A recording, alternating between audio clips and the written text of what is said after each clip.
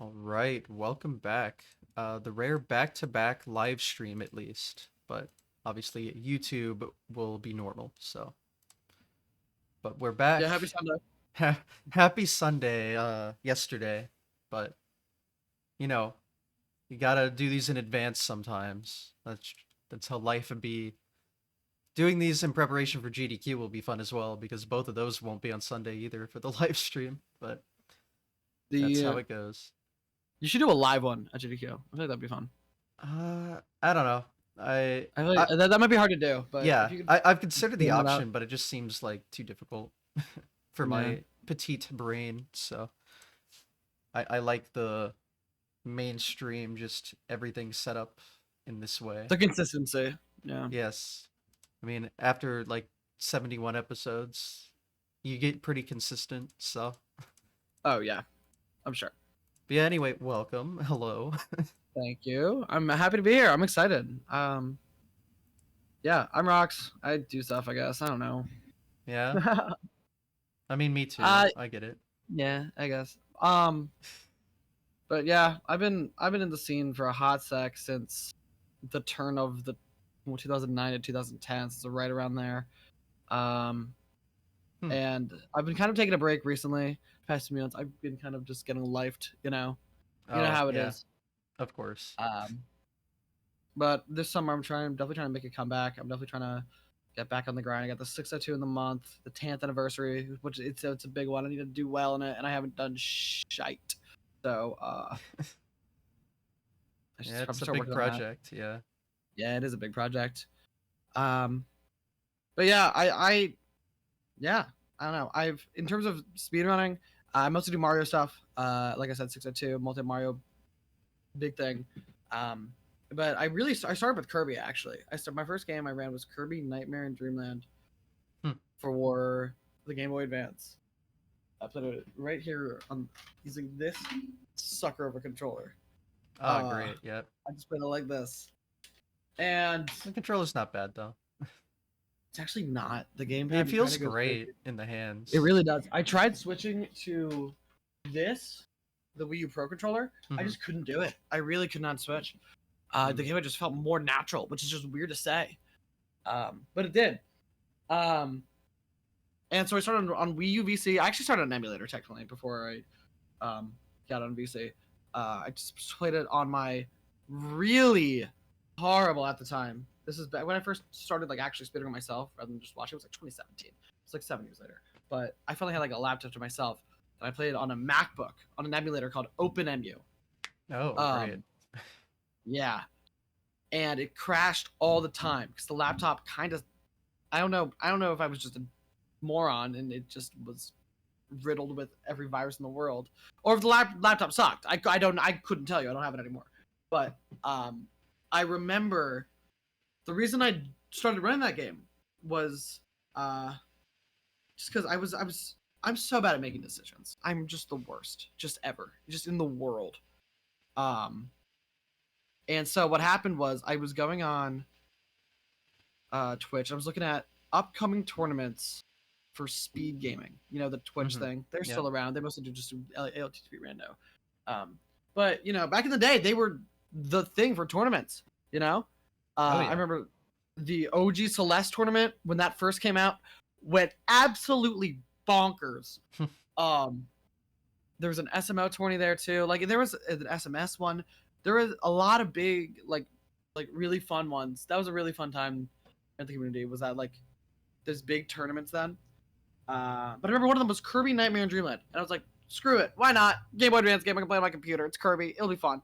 Um, and my oh my, that got me into a rabbit hole Hmm. of speedrunner and actually running myself. I think in my prime I was fifth or fourth place. I was 10 seconds off record in Hundo, and I honestly my biggest regret in speedrunning is not going for that Hundo record when I wasn't, because now the record's so far out of hand.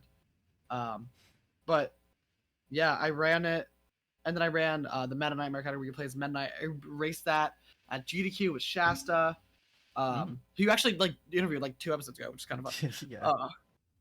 Um, yeah, we did that for one of the GDQ onlines during COVID, and that was a ton of fun. Which is kind of funny because I actually played that on a different console. I played that on my GameCube using the Game Boy Player, using I don't have it right now, but an SNES to GameCube adapter on a SNES controller, and that's Mm. how I played that. And I kind of tried switching to that, but then I went back to Wii U because the thing about, I know I'm kind of all over the place right now, but the thing about the Wii U that makes it so good for speedrunning, especially virtual console games that are 2D, not the N64, we don't talk about N64. Um, Actually, I think, aren't there some good N64 Wii U VC ports? Isn't DK64 like not bad? Um, I I'm not think they're positive. I all know. like different. They all have like less lag. I know. I know. Well, I know the big ones, SM64 and OOT, suck. Hmm. Obviously, for N64 games. I think like Paper Mario and DK64 are okay, maybe. I But wouldn't know. in terms of old games like Game Boy Advance games, DS games, um, Oh yeah, they had DS for old the yeah, Wii U. Yeah. this thing goes absurd. Um, like there's been so many like I remember like so many games have had like a speedrun researcher just because of the fucking Wii U, or I don't know if I'm allowed to swear. I'm No, sorry. it's fine. Okay. Um, just because of the Wii U, like SM64 DS, like who would have thought it just works perfectly on this console. Hmm. But yeah. But the reason this also works so well is because they have built-in save states. So practicing is the easiest thing in the world. Using a Game Boy Advance, you can't really do that. And I don't know. At least when it comes to me and practicing speed gaming, I like just repeating things over and over and over and over and over and over again. That's just how I get it in my brain. That's just how I work. Um, and I don't know, being able to do the Wii was just easier than on the SNES. So yeah, I started with Kirby. Basically, Kirby Nightmare Dream Land. I got pretty good at it. I had a record in one of the miscellaneous categories, which is Ben Nightmare 100%. Um, and yeah, going from there though, um, I think yeah, going from there, I mess around in more like other Kirby games every now and then. But that was also Kirby my first foray into multi-game speedruns, Hmm. like being good at one game in a specific or multiple games in this one series. So I tried getting because I messed around and shout out to the Kirby community, one of the best communities, hands down. They're amazing, every single one of them. SK Shasta, you know, the DGen squad who I hang out with all the time. Um, just everyone in the community is so amazing. But yeah, we do this yearly relay, um, which is anywhere from like 11 to 15 games, Wow. categories of games that like every year are like cycled. And there's 4 teams, 2 from the world and 2 from Japan. Okay. So and what they do is they like, you're not allowed to play your main game. I mean, I guess you are, but like you're not, it's encouraged to like learn a different game and get good at it. Okay. And at the end of like everyone does a relay race. All right. It's such a cool concept, and shout outs to everyone who runs that. Aiden, Isarel, um, everyone involved in that. There's a lot of people, but there's no way I'm gonna be able to remember all of them. But it's so cool in terms of a relay race, and I remember back when I like first started watching and got more into speedrunning. When I started watching the 602s back in like 2014 when they first started. um and I wanted to do something, and I've always been interested in the multi-game concept, but I've also obviously like Mario's just like been him for a while for me. Like, Yeah. I grew up playing Mario. Like, it's Mario, it's him. It is Like him. Mario Kart Wii might be my favorite game of all time. Like, I like, yeah. But I played Mario Kart Wii. I guess if you want to get technical, my first foray into speedrunning was Mario Kart Wii Time Trials Mm. back in 2008. Does that really count? I don't know. Maybe. If you were into it Just enough, I guess. yeah, like because you can be just a casual in playing like the time trials on stuff. Like any like Trackmania player, Hmm. it's all just time trials. But would you consider yourself to be a speedrunner? Like, I don't know. Where's the level Yeah. there? I mean, you're playing a game for speed with a timer. I think that counts. So. I guess, yeah. I'd say so.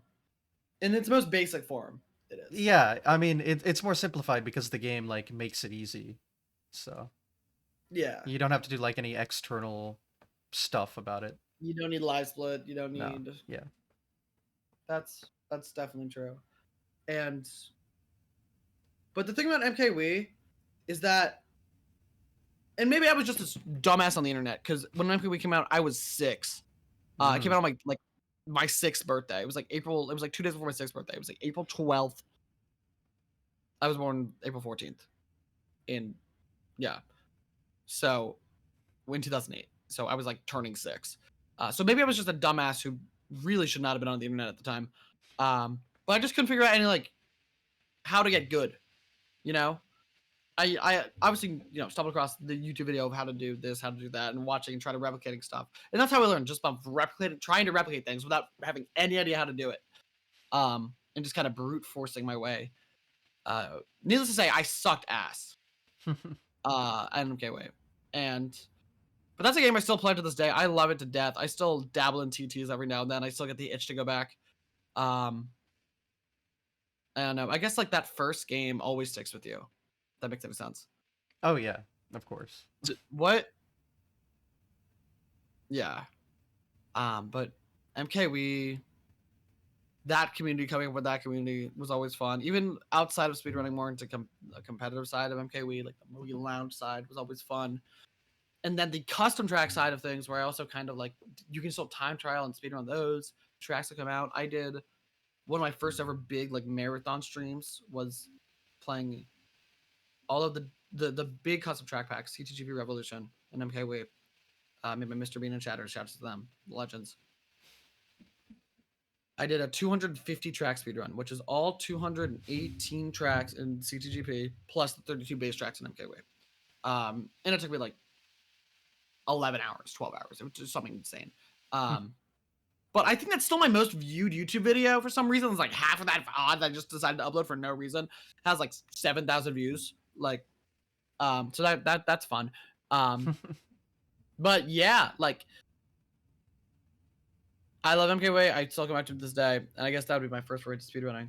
And then like Kirby, when I got older and was able to like start recording stuff, I was able to move. I had a giant CRT just in this room, like over there somewhere. My setup was completely different. I filmed on that still shitty old MacBook, the webcam of it, filming the CRT. Okay. And that's how I would stream. That. And I also used to do like, I don't know, crazy things. Like I remember back I lived in, not here, but I lived in my old house. I used to bring my home Mac, my home like Mac computer, unplugging it from the wall, taking it down to the basement, putting it on like a little coffee table, putting the webcam up, setting up like a stream, and then trying to finish a run of like fucking some category I should not be trying to do as a 13-year-old with a zero experience. Like New Super Mario Bros. Wii 100%. I didn't know what I was doing. I wasn't following a guide. I didn't have I didn't have a route. I was just playing the game. And I was like, I got to like World 4, and I like quit. And that was like before I got a capture card or any of my own things. That was how I would speedrun. And I know I'm still all over the place, but it's real. I don't know. My timeline's that's kind of what it feels like my timeline is in my memory. I mean, it'd be like that sometimes. Yeah. And especially as me as an early child, you know how much of a spaz I am today. Imagine me when I was like 6. Like, yeah. like, yeah. But I guess if we're talking about what got me into the speedrunning community, besides time trials on Mario Kart Wii, I found SDA pretty early, 2009. I want to say 2008, 2009. Yeah, that is early. It was early. I remember watching the first ever GDQ Siege Classic Games on Quick Run with Andrew G on a no mic, no stream thing on the SDA front page.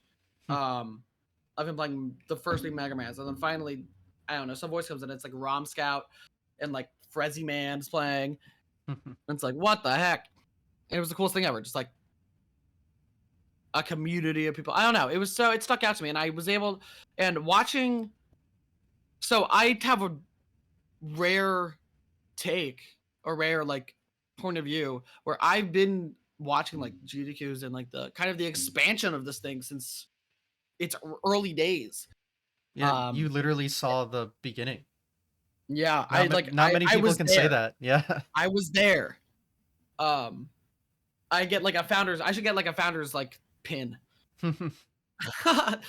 Like, um, you know those memes just like if you see this, like you deserve Yeah.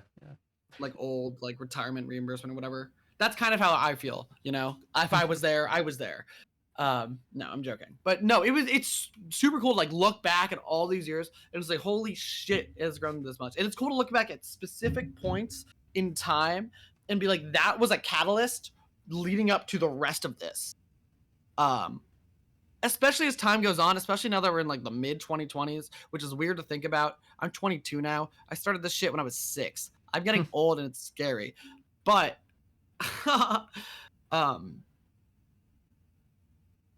like I don't know, seeing the way it's grown with me growing up with it, like I grew up with it. Like, you know, Literally, yeah. the like my literal childhood like was along with it as Speedrun was growing, I was growing as a person. And like, you know, like physically, like I was growing older. And I was able to watch it happen as, you know, time kept going on and as I kept changing as a person, I kept seeing speedrunning changing. And I don't know, just watching it evolve into what it is today has been so cool. Because there really isn't too many things that you can say that you've been there the entire time and watch it evolve into something great, you know? To be like, you're like, yeah. And that's kind of how I felt back then. And I don't know. There was definitely I definitely look back at those with a little bit of like that era with a bit of rose tinted glasses, that 2012 era that everyone, you know, talks about. Yeah, I was part of that. I was there. It was pretty great. But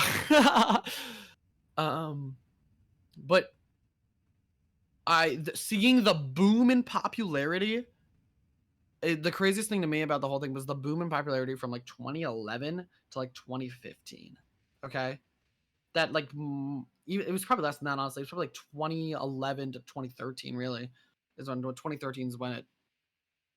I would say 2014, 2011 to 2014. That small period, speedrunning was like here. Like Right. it was crazy. With you had Siglevic and Narcissa pulling 10,000 viewers in 2012. That is crazy. Like simply gets like 2,000. Liam gets 2,000. Like And that's a someone lot. can get up to 4, and that's a That's a lot. ton. Yeah. That's a ton. 10,000. That's double it and some. 2 people. Like I don't know what happened along the way. I could not tell you. But no, that was crazy. That was a crazy that was a crazy night to be in. Just so many people sharing that like one experience and that one thing, just like, you know, watching Siglemix, saying he's gonna do it. I don't know. We don't really like have that today. Yeah, Yeah. you'll see like maybe an influx of 5,000 viewers whenever you see Cheese get on pace. You know, you get pinged on pace and every Discord you're in saying, "There's a run happening, get in here!" You know, all the pace pals unite. Which, you know, and pace paling culture is a different thing than is a different concept. But I don't know. It like even when like they were in the reset heavy portions of the stream, when they were in Womps the whole time, 10,000 viewers. Yeah, that's. Yep.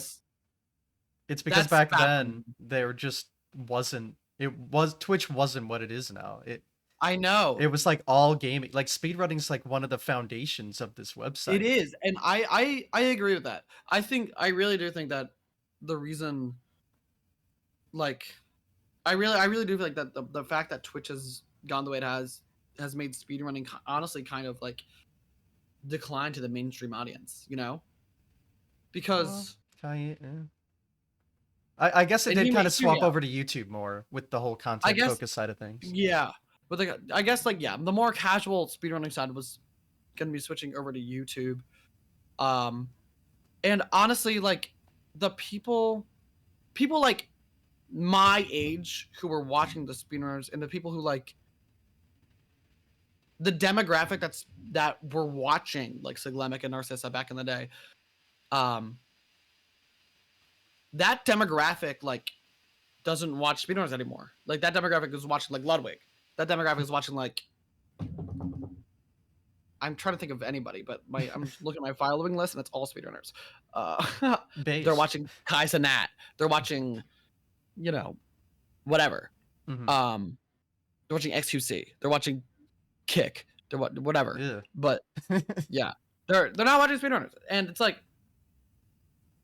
I don't know. I think Twitch expanding into more than just their foundations has kind of affected that, but then it also leads to cool moments in time,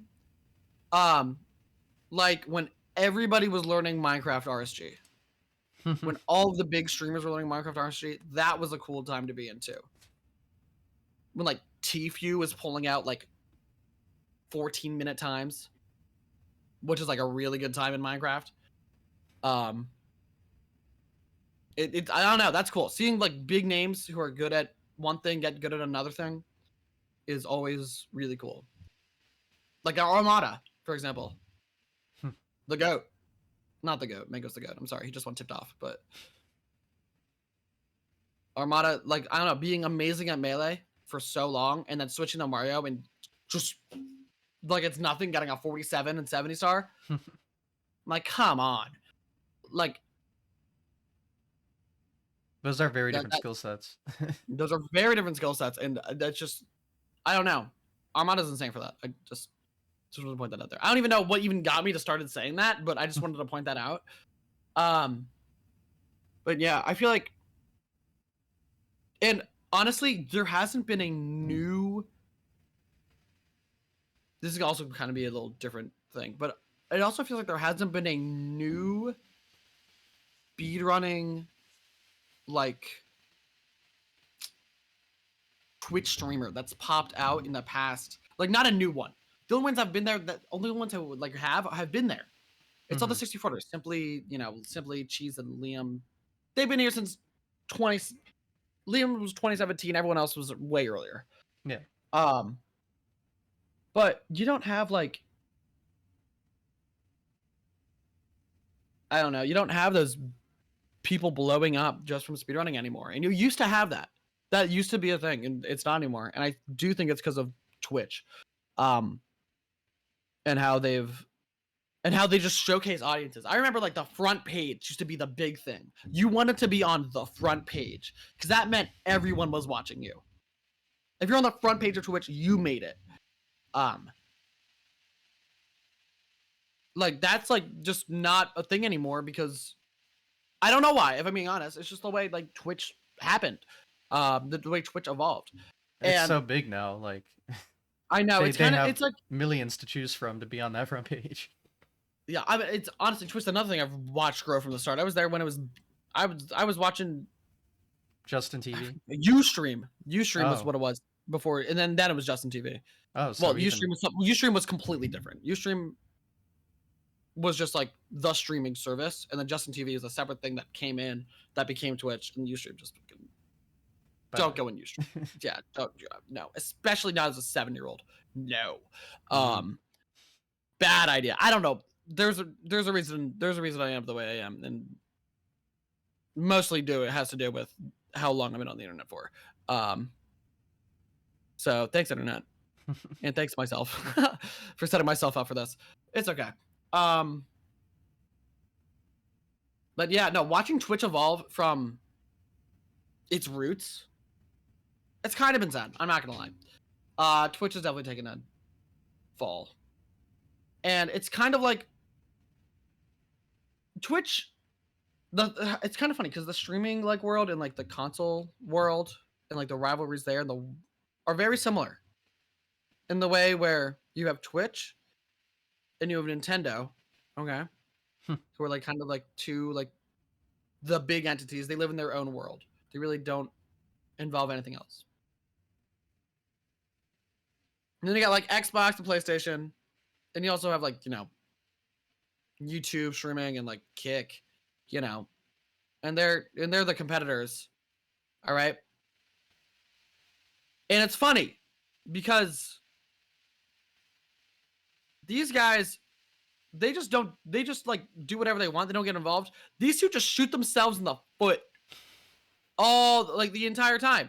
Like that's why it's like, oh, Nintendo like stays in the zone. It's because Xbox and PlayStation, all they do is fiddle with their thumbs and like do whatever EA's doing.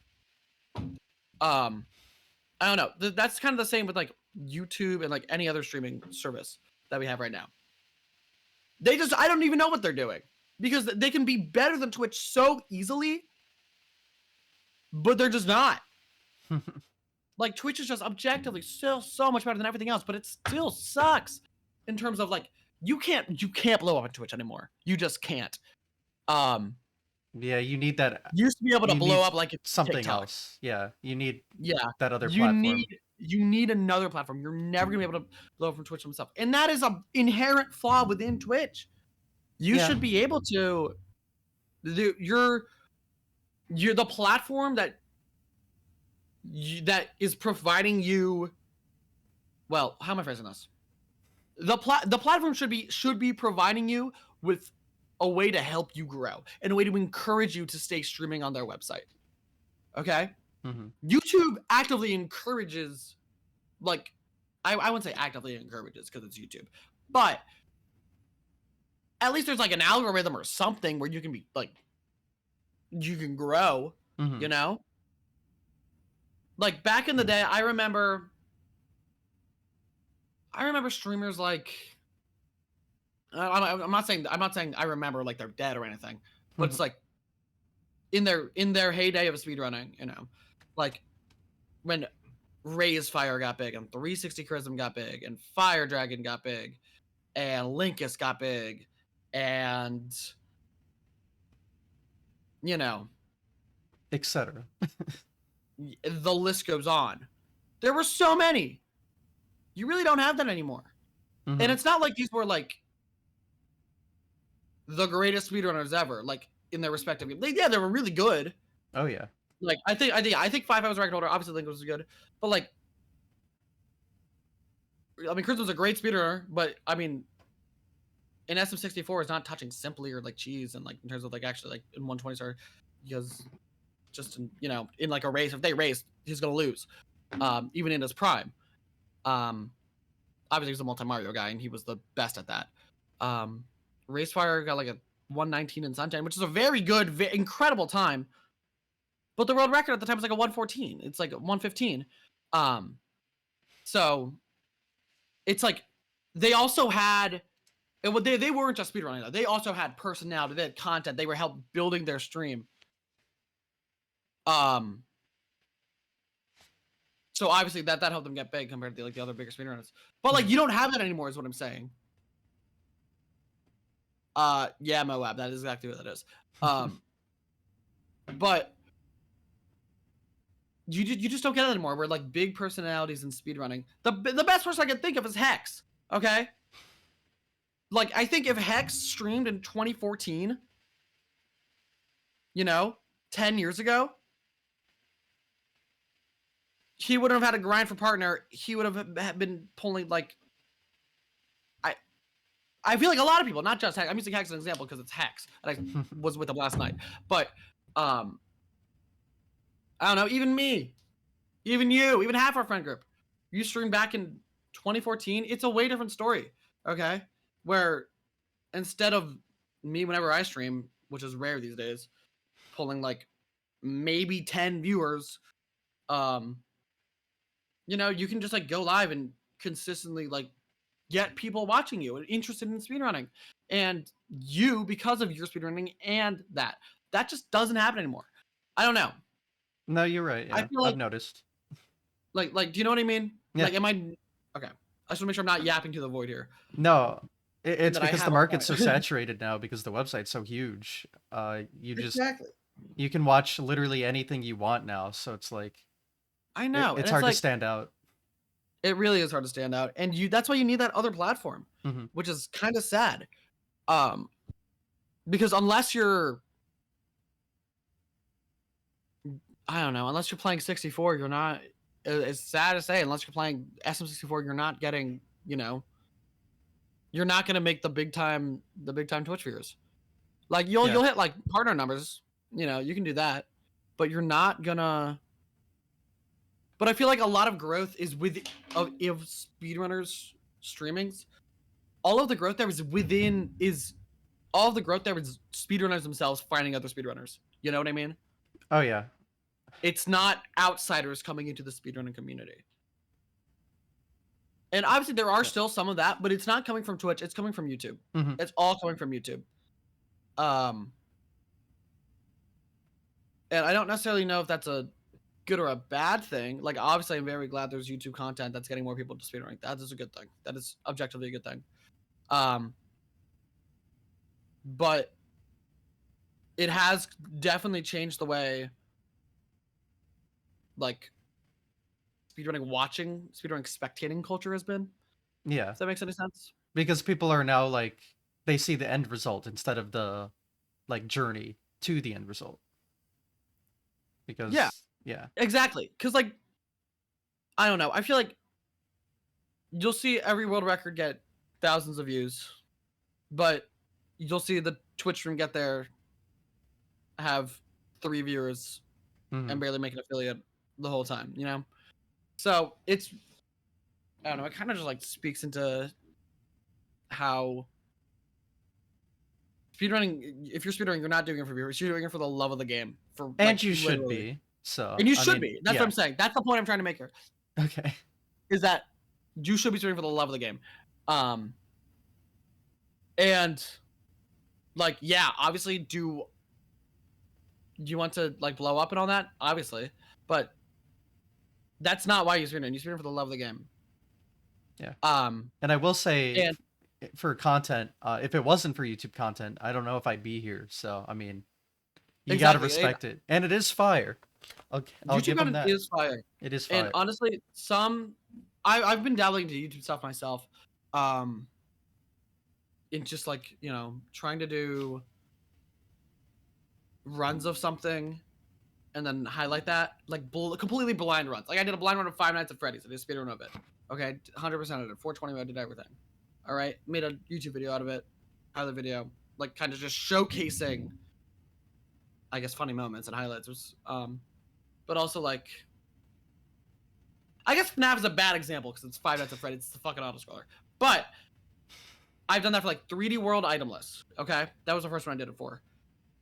Showcasing different like tricks, but also how difficult it can be and how much practice you need to like do it. Because I'm going in completely blind with no practice. And I'm trying to do all these things and failing miserably. Okay, until the one time where you get it and you're like, yeah, you edit around it to make it look sick and a cool video. But I don't know. I feel like YouTube content can be really entertaining and be a really good way to get people into speedrunning. It just sucks that Twitch doesn't like have a way for you to be found. That's just kind of like, oh well. I wish Twitch was better. Yeah. I mean, everyone shares that sentiment, I think. So. Well, like when people started speedrunning, they weren't fucking doing it to get $1 million. They were doing it because they wanted to. Yeah, in fact, you'd be shunned if you made money back then. I know, yeah. I don't know. It's been, yeah. It's been seeing how the culture shifted there, where it's become like more esports. Has been interesting too. It's been it's been funny. Yeah, it's changed so much. It's really changed so much. And just looking back, it's just like, wow, how did we get here? But where we are is quite hype, though. I agree. I do like where we're at right now in terms of speedrunning. Personally, I really feel like I wish I've had more time to speedrun. That's just like always what it has come down to me. I wish I had more time to interact with the community, speedrun, and play more games. The problem with speedrunning, the biggest problem with speedrunning, and I think this is a collective universal agreement, is that you don't have time to play anything else. Yeah. Like if you're speedrunning, you are playing your one game or your one like subset of games. Yeah. I'm playing my 3D Mario. You're playing your 2D Mario. I like the 64 runner's gonna be playing 64. OT runner's gonna be playing OT. You're not gonna get like I don't know. Speedrunner like it's hard to be good at multiple games at once. Especially in different like series and like stay consistent at all of them and stay good at all of them. That's not a thing you can do. You only have so much time in a lifespan. Okay. It's like, but I don't know. That's why you gotta choose wisely when you pick a speed game. Yeah, make sure it's something that you But enjoy your time with. yeah, but that's why like doing multi-game stuff has been so fun for me. To scratch that itch of wanting the diversity and not being like stuck in one little hole, but it also like requires me to get good at different things for this one like goal, you know? Mm-hmm. It's kind of like yeah. And I guess if we're heading back to my journey as a speedrunner, if we're moving past Kirby, I guess we're moving more to the COVID years where I got started actually speedrunning Mario and Galaxy 2. I started that November 2019. Was when Galaxy 2 was my first one. I got like a 412 and 8%, which sucks ass. But yeah, that was my first foray into seriously speedrunning Mario. And I fell in love with Galaxy 2. Galaxy 2 was so fun. And people give Galaxy games, shit because there's so many cutscenes. It takes forever. They're long. They are long. There are a lot of cutscenes. You know what out? There are a lot of levels too, and they're fun. And you're Yoshi and you can fly. And you can be a Forever. boulder and jump forever. How cool is that? So, that's like, yeah. So Galaxy 2 is sick. I love Galaxy 2 as a speed game. I'm probably, I don't know if I'm ever gonna be finished with Galaxy 2 as a speed game, but I feel like I say that with every time I touch a game. I'm never gonna be finished with it. Been Because there. I don't know. I just like, yeah. But the problem with that is that I have not really made time for the other 3D Mario games in these 5 years I've been doing 602s. I still suck ass at Sunshine. I still suck ass at Galaxy 1. Still suck ass at 64. Except I can do double jump Atlas. Huge. That's all you need, Huge. really. That's really all I need. The other day I did a 120 run. I started a 120 run. I got Laku Skip into Bomb Clip, into Canalus, into Owlus, into Dying and Wild Blue. What? Oh.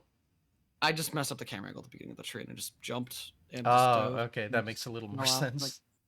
and then I grabbed Wild Blue during hundreds. And then I grabbed Wild Blue again during hundreds. Oh. And then I reset. That's why I don't do that route for Hundo. But I can do double jump Ellis, and that's the point of the story. But yeah, I'm just like not good at any of those games, and it's really just because I don't know if it's I haven't had time or I haven't spent. It's probably more I haven't spent my time wisely. That's definitely what it is, if I'm being real. But it's hard to spend your time wisely because you have to invest so much of it.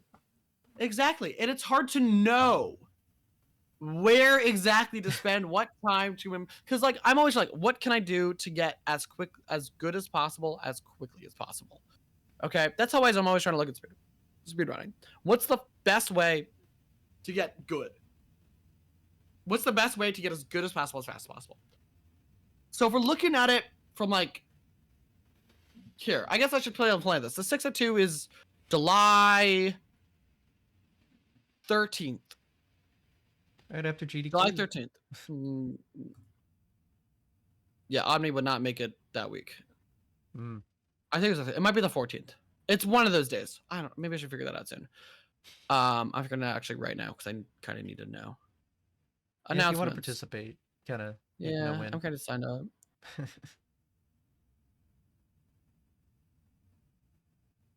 It's been a lot of talk about it on my show, even. Yeah. Keep having a lot of multi Mario people. Yeah, I was looking at the last few people that you've you know, what's it called? The last few people you've been interviewing. Mm-hmm. Yeah, it's been a lot about Mario. Hex, It's Philly, popular. Joey. Yeah, it is popular, and for a reason. It's fun. It's amazing. You I get to mean, play how multiple many games. people have signed All up of for them. this 10-year anniversaries? That's what I'm pulling up right now. I'm trying to find it. Yeah, I mean, it's a ton of people. That might be one of the like biggest races ever. Oh yeah, it's huge. July 13th, 2024 at 9 a.m. Eastern time. So that's in 4 weeks, less than that. How many people are signed up?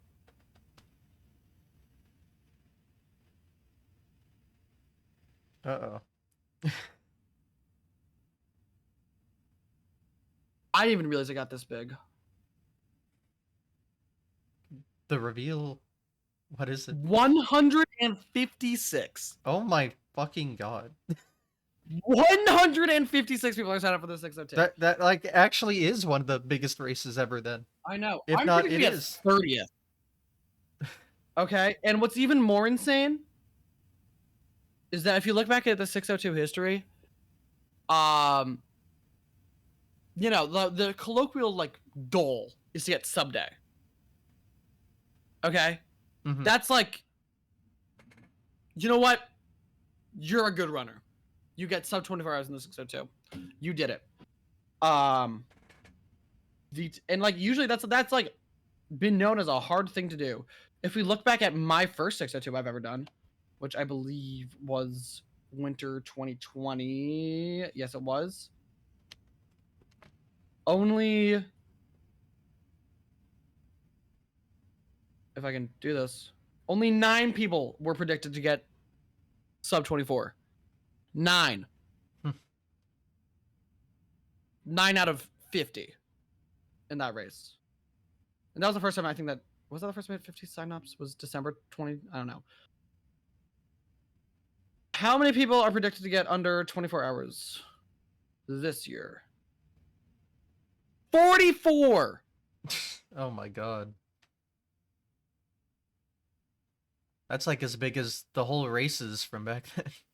6 have estimates of sub 20. Oh god. On me, obviously, it's an 1854 estimate. If I'm being real, I don't know if Omni's gonna be able to do it. He's been playing a lot of Penny and has been kind of really burnt out from Mario, so I don't know if he's gonna be able to get the 18. I'm thinking he's probably gonna get another mid 19, like OX. Hopefully. But no, yeah, a bunch of people under sub 20.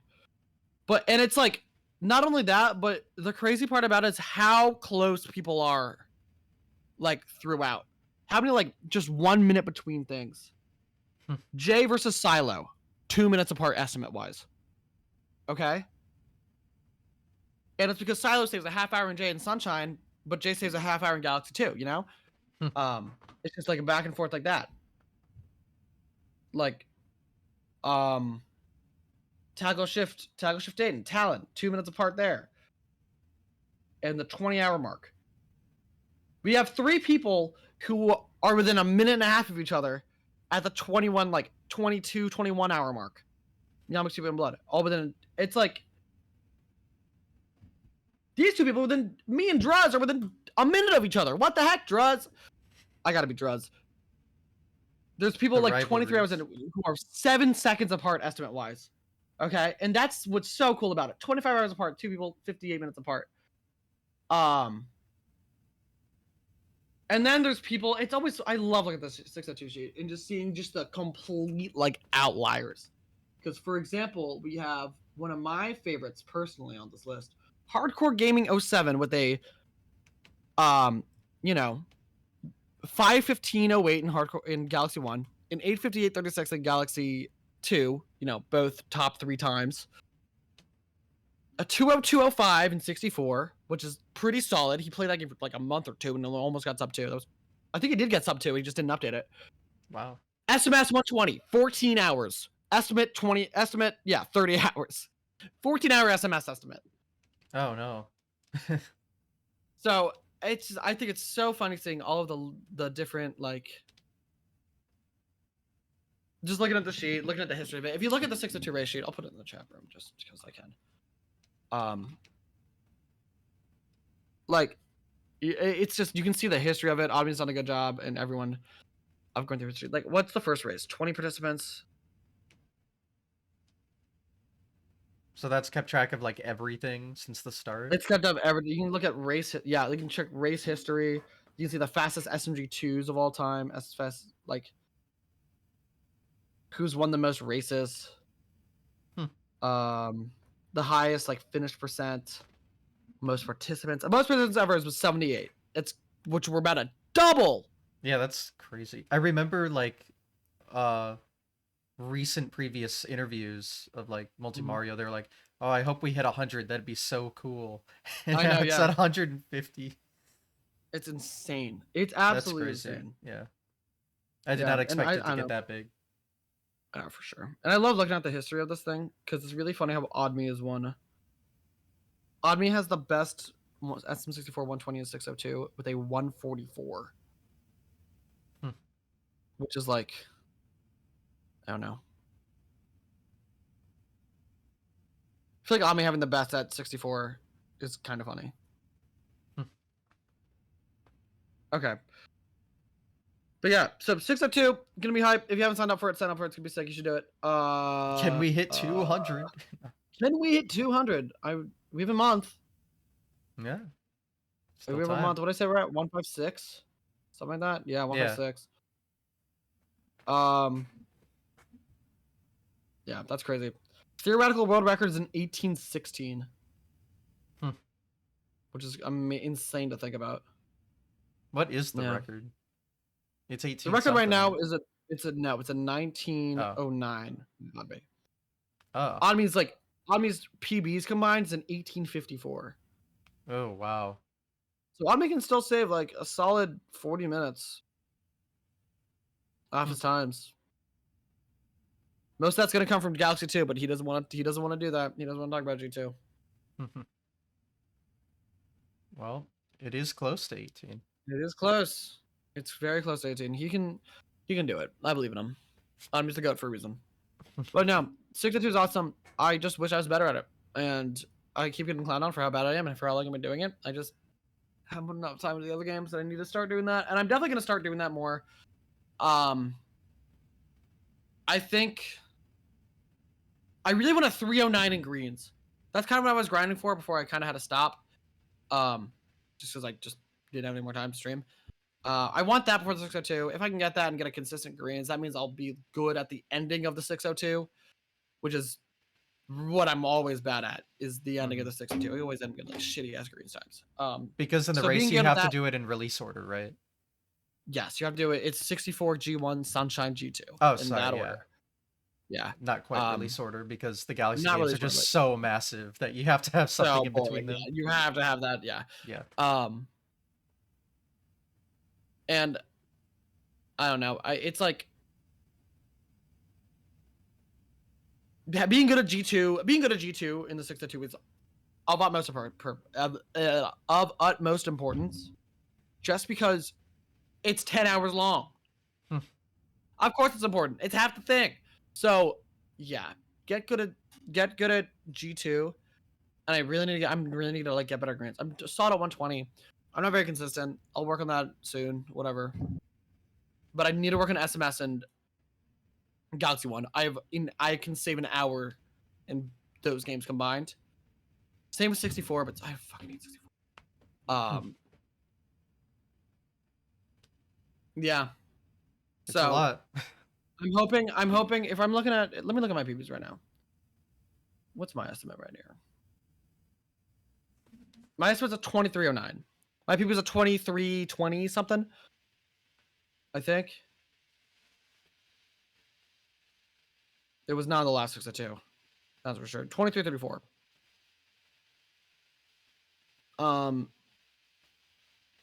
Yeah, so 2334 is my PB. My estimate's at 2309. I have a 234 in Galaxy, or not Galaxy 1. That'd be really good. In 120. I'd be okay 90% though. 234 and 64 120.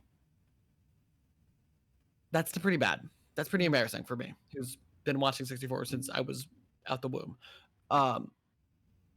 625 in Galaxy 1, I can get that under sub 6 just by playing the game.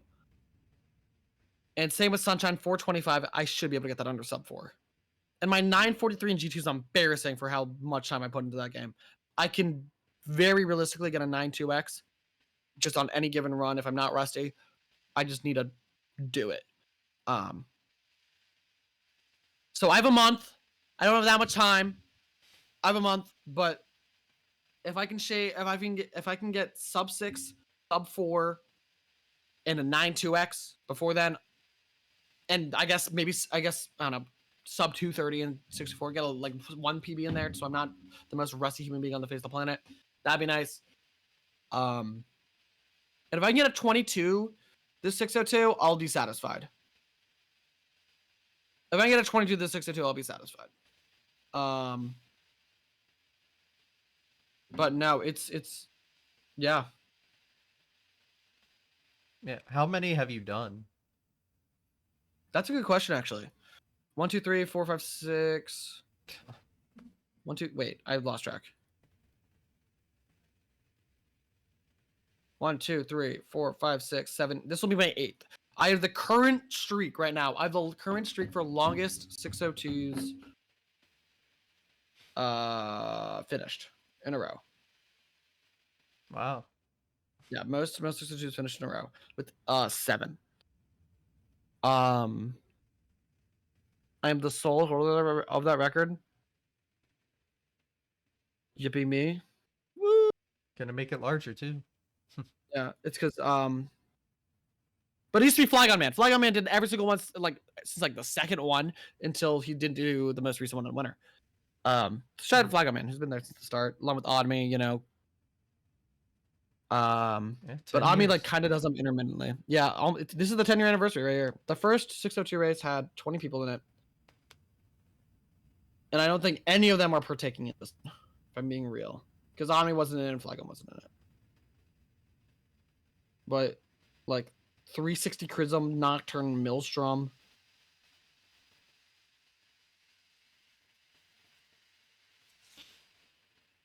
Yeah, and I know. But we were trying to get everyone to join in. Oddme has been going on a hunt. He's been DMing Chrism, DM'd Valu, DM'd everybody from back in the day. Dang,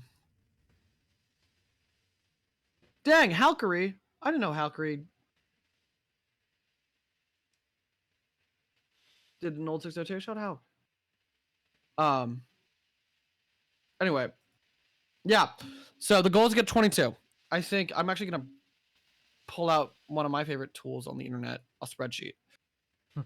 Where's the sheet TM, which is where I do all my calculations. So if I can get a 230.00, 5 or 6 for 930, that's a 22 flat. Perfect. That makes it easy. Yeah, I'm so good at math. 22 flat for the 62 is my estimate. If I can get a 22, I'll be very happy. That is my goal. So you got an hour of leeway. I got an hour of leeway. Right now I have an hour I need a PB by. So yeah. Let me start by focusing on that. But so yeah, in terms of Mario, G2 will always be my baby. I love G2. It's gonna be my favorite. G1's fun, but it's like it has its like ups and downs. SMS is sick. I wish I put more time into it. And 64, I just can't get it. I just can't fully get into. Maybe because I play on. I can't even find my controller. This stupid thing with the on VC. Maybe Yeah. I don't know. Maybe I need to be converted. It did feel like crack playing. It always does feel like crack whenever I get my hands on an OG setup and an N64. Especially if it has a good stick and not the garbage that has been worn out over time. Yeah, I remember practicing like on like other 64 runner setups. Like just that's where I learned double jump outlets Mhm. from 16-star runners for teaching me how. It was like, oh Um, shit. yeah, but I don't know. In terms of Mario, what I've been trying to do, and I guess what I want to do after the 602 is because my backlog is about the size of the Grand Canyon. Mhm. It's very large. It's approximately 400 games, I want to say. Oh my god. Uh, yeah, it's Is that just unfortunate. casual or speedrun? Casual. Okay, that makes more sense. Not yes, I guess, and speedrunning. I Mm. want no.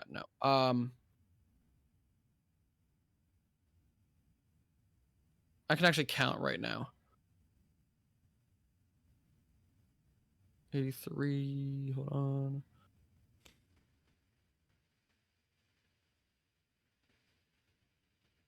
Win superliminal glitchless. Superliminal glitchless. Do I even own that game? No, I don't. Not in the backlog. Yeah, 389. Oh god. Sorry, Mega D. Yeah, 389. Oh, that's including every game I own. But I've only played like I would consider I've completed and like fully like got my enjoyment out of 30 of them, 40 of them, 50 of them. I don't know. Yeah. But every time I fully complete a game to my liking, I do 100% speedrun of it. That's what I Oh, need. okay. That's what I like to do. And so if you look at my SRC page, you'll be scrolling for a while. But there are a couple games I need to still do that for. That's what I need to work on. I'm gonna write that down right now so I remind myself. I need to do Super Mario Advance 4, Super Mario Bros. 3. That was the last casual games I completed. Oh, so that has all the extra levels, the e-reader levels, right? Yeah, it has all the e-reader letters, but that's not like considered like 100%, which is Oh, weird. okay. I did Hmm. FNAF. I have to do it Celeste 100%, which is gonna suck because that doesn't include golden berries. 100%. Thank God, because I think I would kill myself. I'm not getting the golden berries in the game. No, not happening. I need to do all mini games of Wii Party. That's something I need to do. Oh, Yoshi hell Story yeah. 2. I want to do all men. I want to do all melons in Yoshi Story. I've been watching Dan Salvato grind that. Oh my god, I need to do that. Oh, I can't wait for the GDQ opening. Yeah, that'd be sick to watch. Stardew. I want to do some runs of. I love that game. I feel it'd be cool to do runs of. Super Mario World. I recently played for I've recently 96th in recent with a conscious mind. I've obviously done it before when I was like 7, Mm-hmm. and didn't know what I was doing. But I've actually done it before. Oh, I already done a 96 run though. What am I saying? I have a 96 run. I raced Oddme and Joe Cool, and I got an Oddme quit. I got second because Oddme quit. And I think I'm last or second last on the leaderboard. Okay. But we got some Wipe Out the Game, VVV, Refunked, NES Open Tournament Golf, Donkey Kong Country, Majora's Mask. I don't know. I play a lot of games, and the way I decide, the way I've been around deciding what game I play next in my backlog of games that I casually play, is I put all these games and I put it in a wheel and I spin the wheel and decide what I play, and it works, and that's how I come That's a fun way of doing it. It is a fun game, but I'm then realizing that I don't want to play these shitty ass NES or PC games. I want to play quality games. So I just decided I should probably play 100% the new Kirby game, like Kirby Forgotten Land. I should probably play that as kind of someone who's played a lot of Kirby and has ran that game before. So that's my current game. I'm 100%ing is Kirby Forgotten Land. But I think what I'm going to start doing is just going series by series in what I own. So I'm playing through all the Kirby games again, and all the Mario games I own, and all the Zelda games I own. Oops, I'm sorry. And then do runs of games I think I like. In terms of stuff I want to grind, though, that's the thing. I don't know. I never know what I want to grind. After the 602, I don't know if I'm going to be doing Mario anymore. I don't know if I want to do Mario. I don't know if I want to go back to Kirby. I don't know if I want to play Zelda. Or maybe Donkey Kong. I don't know. Well, the good news is you can just choose whenever. That's true. I do have time. And I don't know. I feel like whatever I choose, I'll have fun with it, is the thing. Mm-hmm. There's not one speedrun I've done where I just do not enjoy. I think just the art of it and just the fun of it and just being able to navigate the game's premises and obstacles in the most efficient manner and trying to use that problem solving part of your brain as well as just putting everything together and like I don't know, using what you know from what you've practiced and all the strategies like a blueprint of getting through it. I don't know. I love that. I think that's so fun. That's why I think my favorite form of speedrunning, as stupid as it says, are doing blind races with my friends. Because we don't know what the hell we're doing. Maybe I have a route up we did Plants vs Zombies the other day. And I like watched the record beforehand. Maybe it was a little bit of cheating. Okay, my friends will probably consider this cheating. But I watched the records and had like notes of like, okay, don't use the snow pea. That one sucks. Chomper, really good. Chomper, chomper, chomper, potato mine. Use this one. Don't use that one. Use the Gloomstream strat. Okay? Like, do that. And everyone, like, I pulled away from my friends, and everyone thought I was cheating because they thought I was looking at the guy or something. I was just looking like at my notes I wrote. But like, we were having a great time. We're just playing Plants vs Zombies, you know, just run at the game. And it's more or less an auto-scroller, but like, obviously, it's not an auto-scroller. There's a lot of really hidden deep tech, and there's a lot of actually really good YouTube videos about it. From top runners, like, explaining it. But, yeah, just, like, playing through Plants vs. Zombies with the homies. And it's just, like, that's just a good time. And we're just trying to do it as fast as possible. And we have a goal.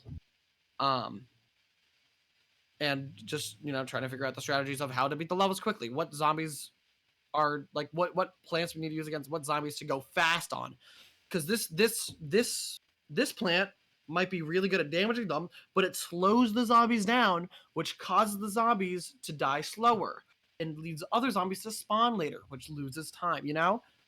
So there's seeing how much goes into such a tiny concept in such a small part of a big picture is always so cool to me. And that's why I love the blind races.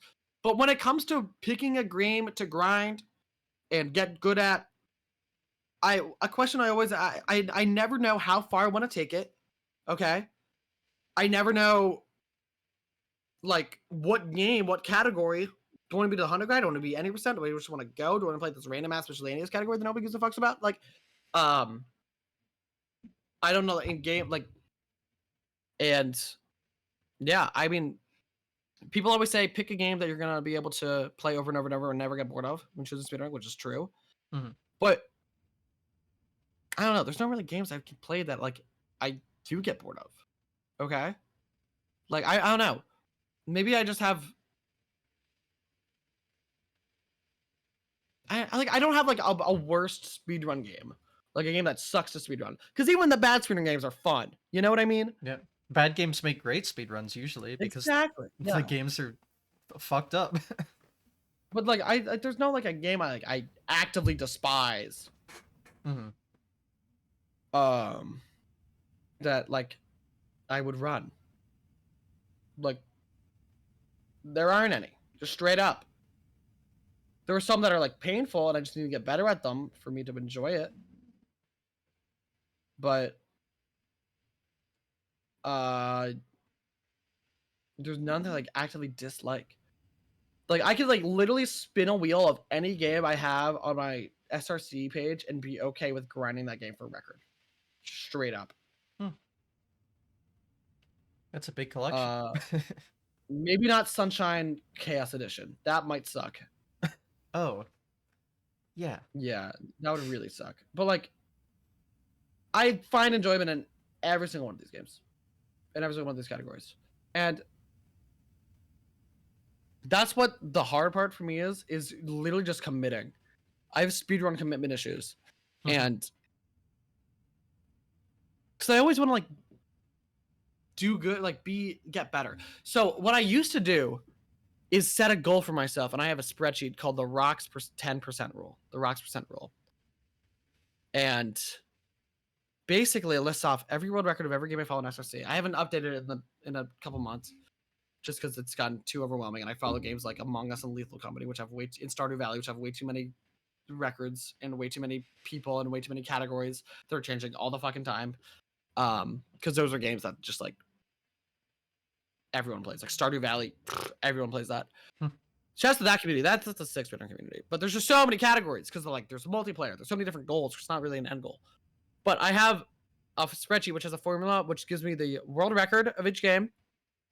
I mainly write in the world record, the category, and the world record holder. And it shows me 5% off record, 10% off record, and 20% off the record. Okay.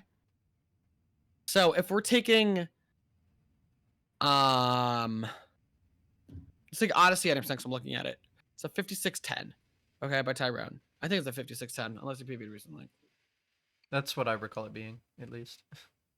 I think it's a 5610. You might have gone like a 56. Yeah, it's 5610. 5% of that, to be within 5% of that, is a 5859. Is sub 59. Good God. Okay. So I remember doing this list, having this list. I've had it for a while, and when that 5% was an sub hour, and now it's down to 50-59, which is very scary. 10% is 101.47, 20% is 107.24. So I made it my goal when I first started running Odyssey was to get under that 107.24 20% mark. Okay, that was my goal, and I tried doing that. And I wanted to do that for every single category, and I got to like world peace before like I don't know. I felt like I wasn't making any progress anywhere. I just ran out of time for it after world peace. And I wanted to focus on other stuff that wasn't Odyssey. But it's funny because 20% of the record is kind of hard. Yeah, 20% of the record. So but good. The problem with it is because you can choose a game and you can choose your category. All right, you have your run you're gonna do. How good do you want to get? Do you want record? Do you want to be within record? Because speedrunning, you know, the difficulty of a game goes like, you know, yeah. It's like as the higher you reach, the harder it just gets harder. Okay. Like obviously, like there's some hard parts at the beginning, like learning how to play the game and whatever.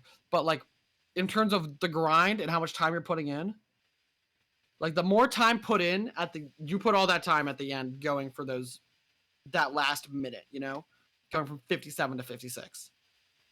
That's where you're putting so much time in there. Do you want like is that something you want to put your time in? Like, so usually I set like baseline goals of these like 20%. So 107.24 for estimate 90%. But the thing is you can't really compare that game to game. Because then you can look at, let's say,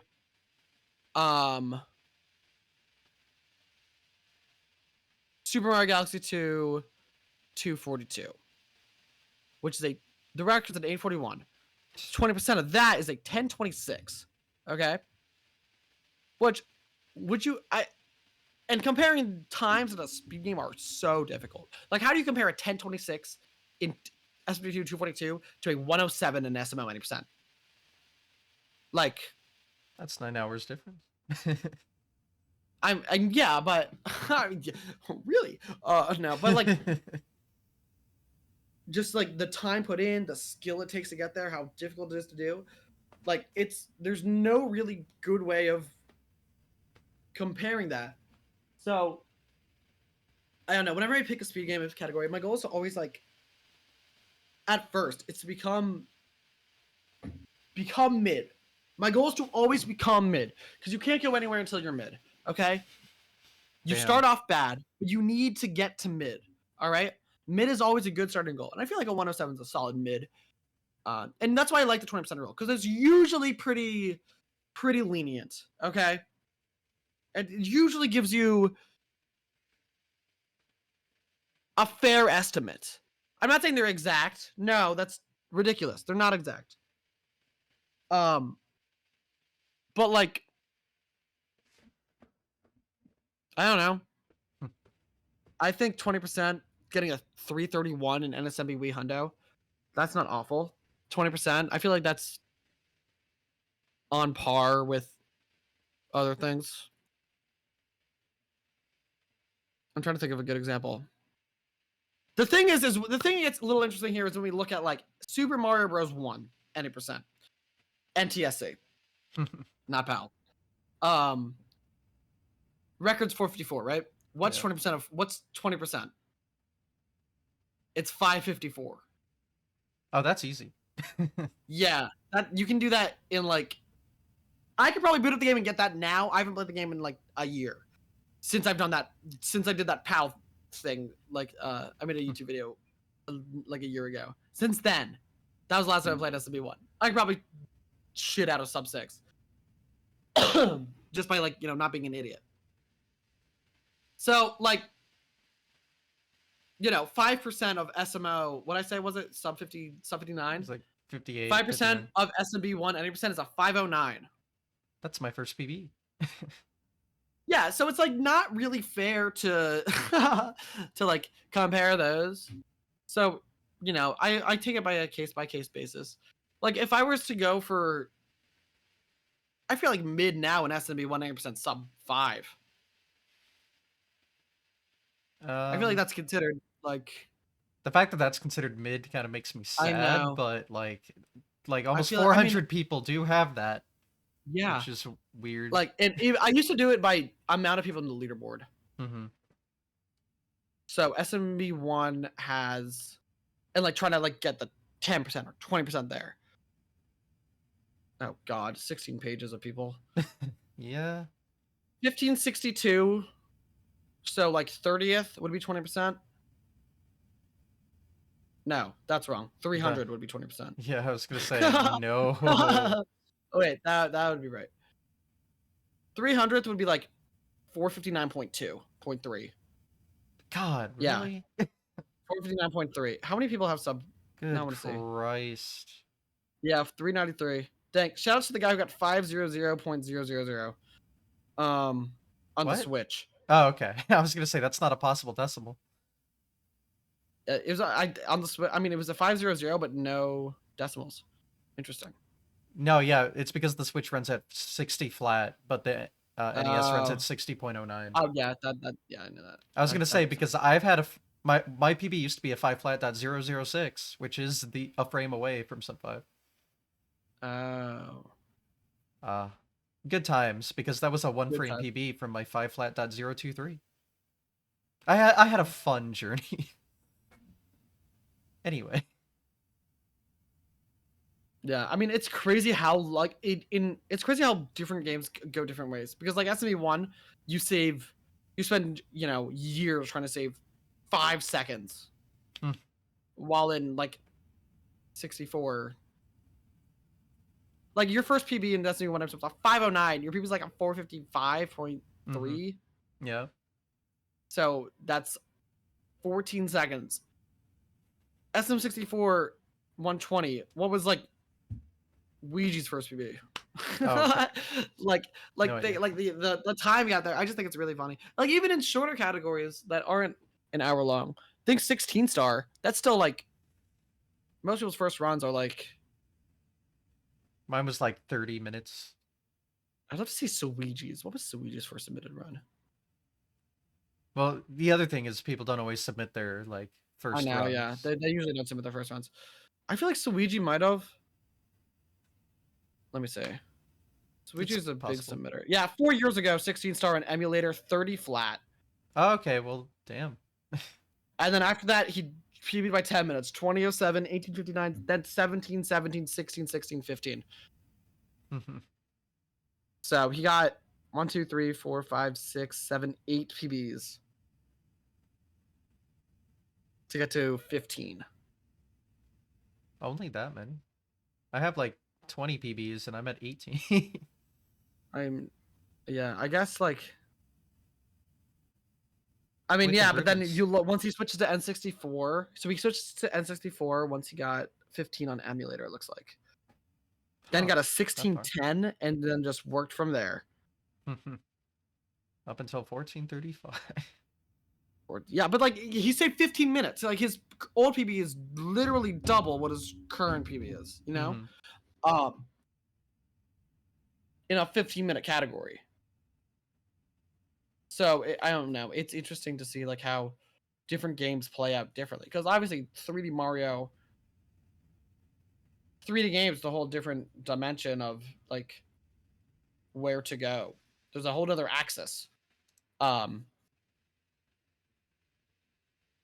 And I don't know. I just feel like it's just interesting seeing how the range between that. Because whenever you see a 2D game record get beaten, it's never like by a lot. It's because it's always already so optimized. I always think it's like I feel like in speedrunning we're reaching a point of like optimization in some of these games where it's like people aren't going to be. I don't know if people are going to be, or at least as many people are going to be putting the time into trying to push for records in some of these games. Yeah. Like I don't know. Like I think there's always gonna be exceptions to that. Like there's people who are always gonna be like wanting to push better. But I think it's gonna be less and less as time goes on, is what I'm saying. Especially in these older, more optimized games. I keep slamming my desk. Like I don't know. I feel like I feel like a question that's brought up. Where does SMB1 go? Like where does it go? Does it go anywhere? You save frames in 8.4 over the course of years until you can't anymore. I know that like that's what I'm saying. Like how many more frames are there to go? Like 22. 22. That's all decent amount. Yeah, that's like a full second. No. No, that's half a second. It's 6 FPS. Uh, can you imagine? Yeah, that's like Just- 0.36, I know. 0.37 seconds. Yeah, but like it's like that level of optimization. Is it once someone gets there? How many people are going to be trying to match it? Obviously, now we still have a lot of people get like playing like you have the PX LTA, you have people still playing the game. People are always going to be speedrunning and playing the game. Mm-hmm. That's not what I'm saying. I'm saying at a top world record level, are people going to be vying for that top spot in like are we going to see like a new runner come out and try to come gun for the throne in in any of these old games, like or even like SMW or SMB3?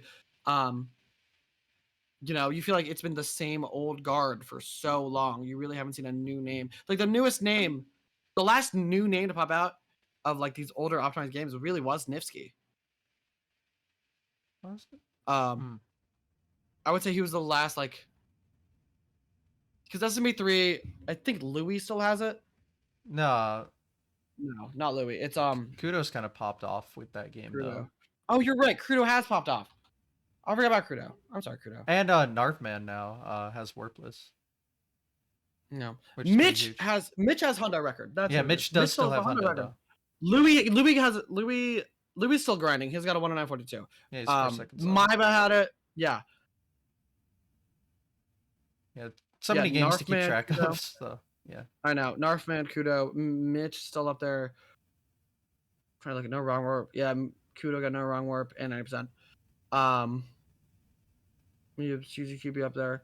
But like it's still I guess Narfman was like yeah. But I feel like once these games get more optimized, the less people are gonna want to start like grinding for like a top time and putting the exponential more amount of time into it. Unless like that's what like they want to do. Yes, unless obviously like people are gonna want to do that. But I feel like people are going to be less willing to wanting to do that. Yes. No. Okay, that makes sense. It does. Like I feel like you're not going to be able. Speedrun.com is temporary unavailable. What the heck? 503 service update? There's no way. Ain't no way. But yeah, it's also why I think we see a lot more younger runners taking over because as games get more optimized, you need to put more and more time into it, and the older you get, the less time you have. Exactly, and it's all about like, to me at least,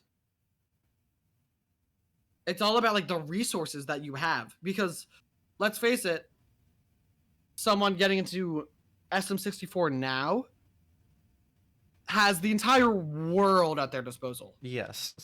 They have Usamune, they have Wikipedia, they have every YouTube video under the sun, they have the Discord, they have everything. Okay, they have docs and everything. back in like 2011. Yeah, no. Not so much. So I feel like that's why, like, that's why you see all these young people getting so good so quickly. It's just because they have all the resources they can to do that. And they like figured it out somehow. I still don't know how to do it, how to get super good at something super quickly, and I'm very jealous of all the people who are able to. And I'm still looking for the answer of how to get really good at something really quickly. Like whether it's, and that doesn't even go over to me. Whether it's like trying to play guitar, like trying to learn like a song quickly. Like what is the best way to learn that quickly? Or speedrunning. What is the best way to get this movement into my brain and understand it? Like if I'm doing Odyssey, like I'm trying to do Nut Club. Okay. I can't get it. Like I have a practice spot. I can go back and keep trying it over and over and over again to brute force it to now I can get it. But is that the best way of doing it? Brute force? I don't know. But yeah, I feel like that's why I agree with you with that. That's why there's so many like young kids, like, yeah, I feel like, but then it's always weird to me because the demographics of who the best speedrunners are always like super young kids or, you know, people in their later 20s or 30s who have their life figured out. Yeah. Which like maybe I have that to look forward to, where I can just be like, you know, have this as a hobby and not give a fuck about you know anything except whatever I'm doing in my life and that, and not having to worry about, you know, whatever I have to worry about right now. But I don't know. I feel like maybe people just get better at time management along the way. And I feel like if you do have a hobby and you do enjoy it, you will make time for it. And that's how I feel with speedrunning. I do want to make time for it. I love this community. I love the people that have made me. And I just love speedrunning. It's fun. So I don't think I'm going anywhere anytime soon. I hope not, at least. But you never know. Haven't gone anywhere yet. It's been a while. I haven't gone anywhere yet. It's been a hot sec. I've stuck it through thick and through thin. But yeah, I'm not going anywhere yet. I think after 602, I do want to put more time into Galaxy 2. I think just because I know I have potential in that game. I think I don't know though. I don't know. I'm kind of just discussing this out of my head. I'm kind of just thinking out loud to you right here. But like, I don't know. Maybe I want to play some Kirby. Like I miss Kirby. Kirby's fun. So it always goes back to what do I want to do. That's what I'm trying to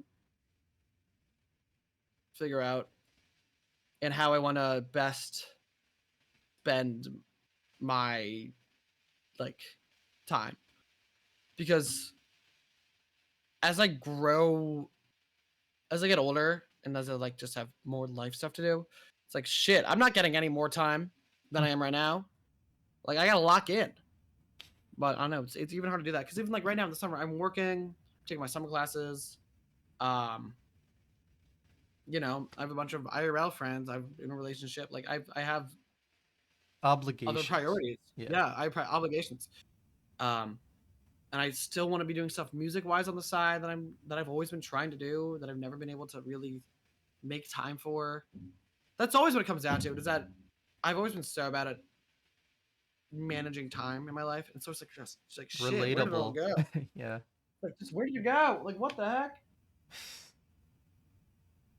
I don't know. It's weird to think about, but I feel like as I grow older, I realize that I still have a lot of time. So I see people who've been doing this for, you know, ever and ever and ever, and are still doing it well into their, you know, 40s, their life. So it's like I still have time. Like I'm only 22. Like I'm only, if you put it in perspective, 40 is still a long way away. Okay, and like 30s are scary, but like 30s are just the 20s, but you have money.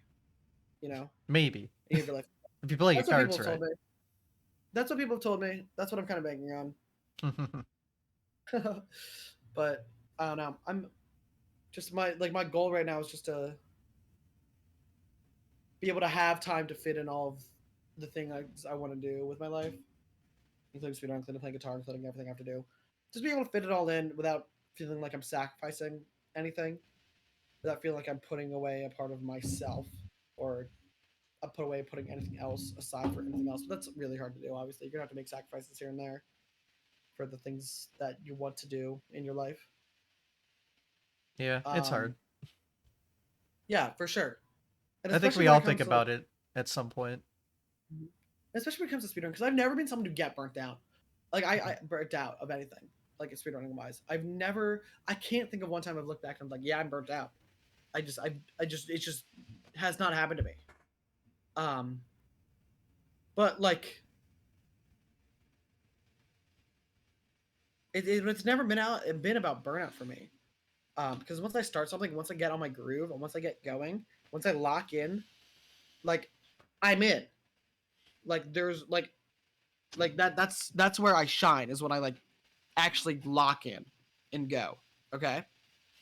I just haven't had the thing is I need time to lock in. And I haven't had the time to lock in. If that makes any sense at all. That I kind think of felt so. like words that mean no sense, but yeah. It's just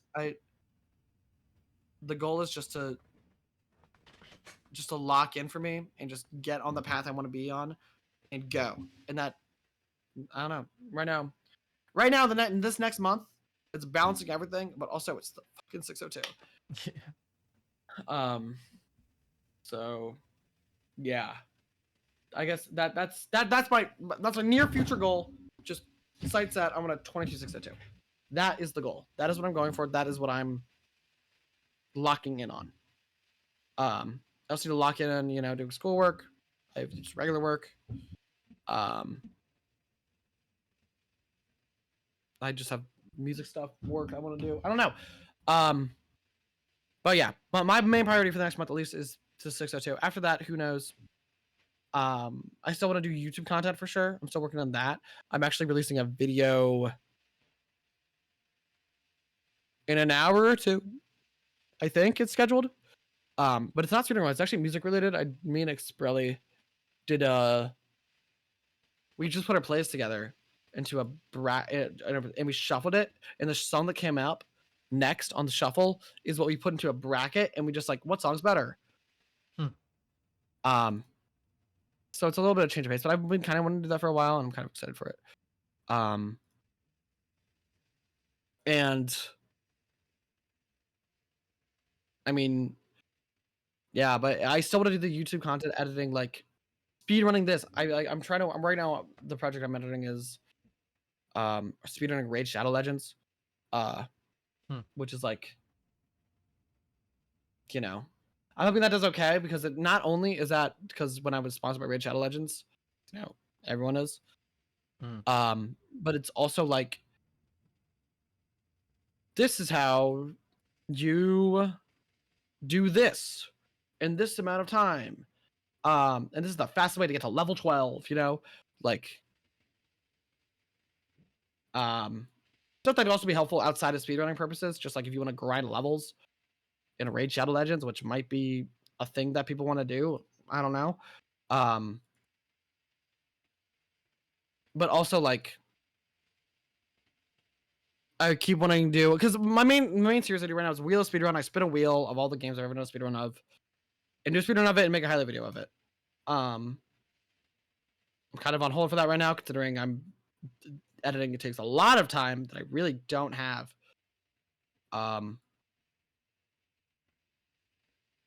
But yeah, that's kind of where I'm at. I still want to make YouTube content. That is kind of like the thing. Because I think YouTube is the way to go nowadays. It just is. Yeah. It just is. And it sucks that I don't have money to pay an editor and I don't have time to edit myself. But I have the wherewithal. If I just schedule my time out and if I just lock in on the editing for like an hour a day for a little bit, I can like make it work, I think it all just comes down to mental fortitude and how little I'm willing to sleep.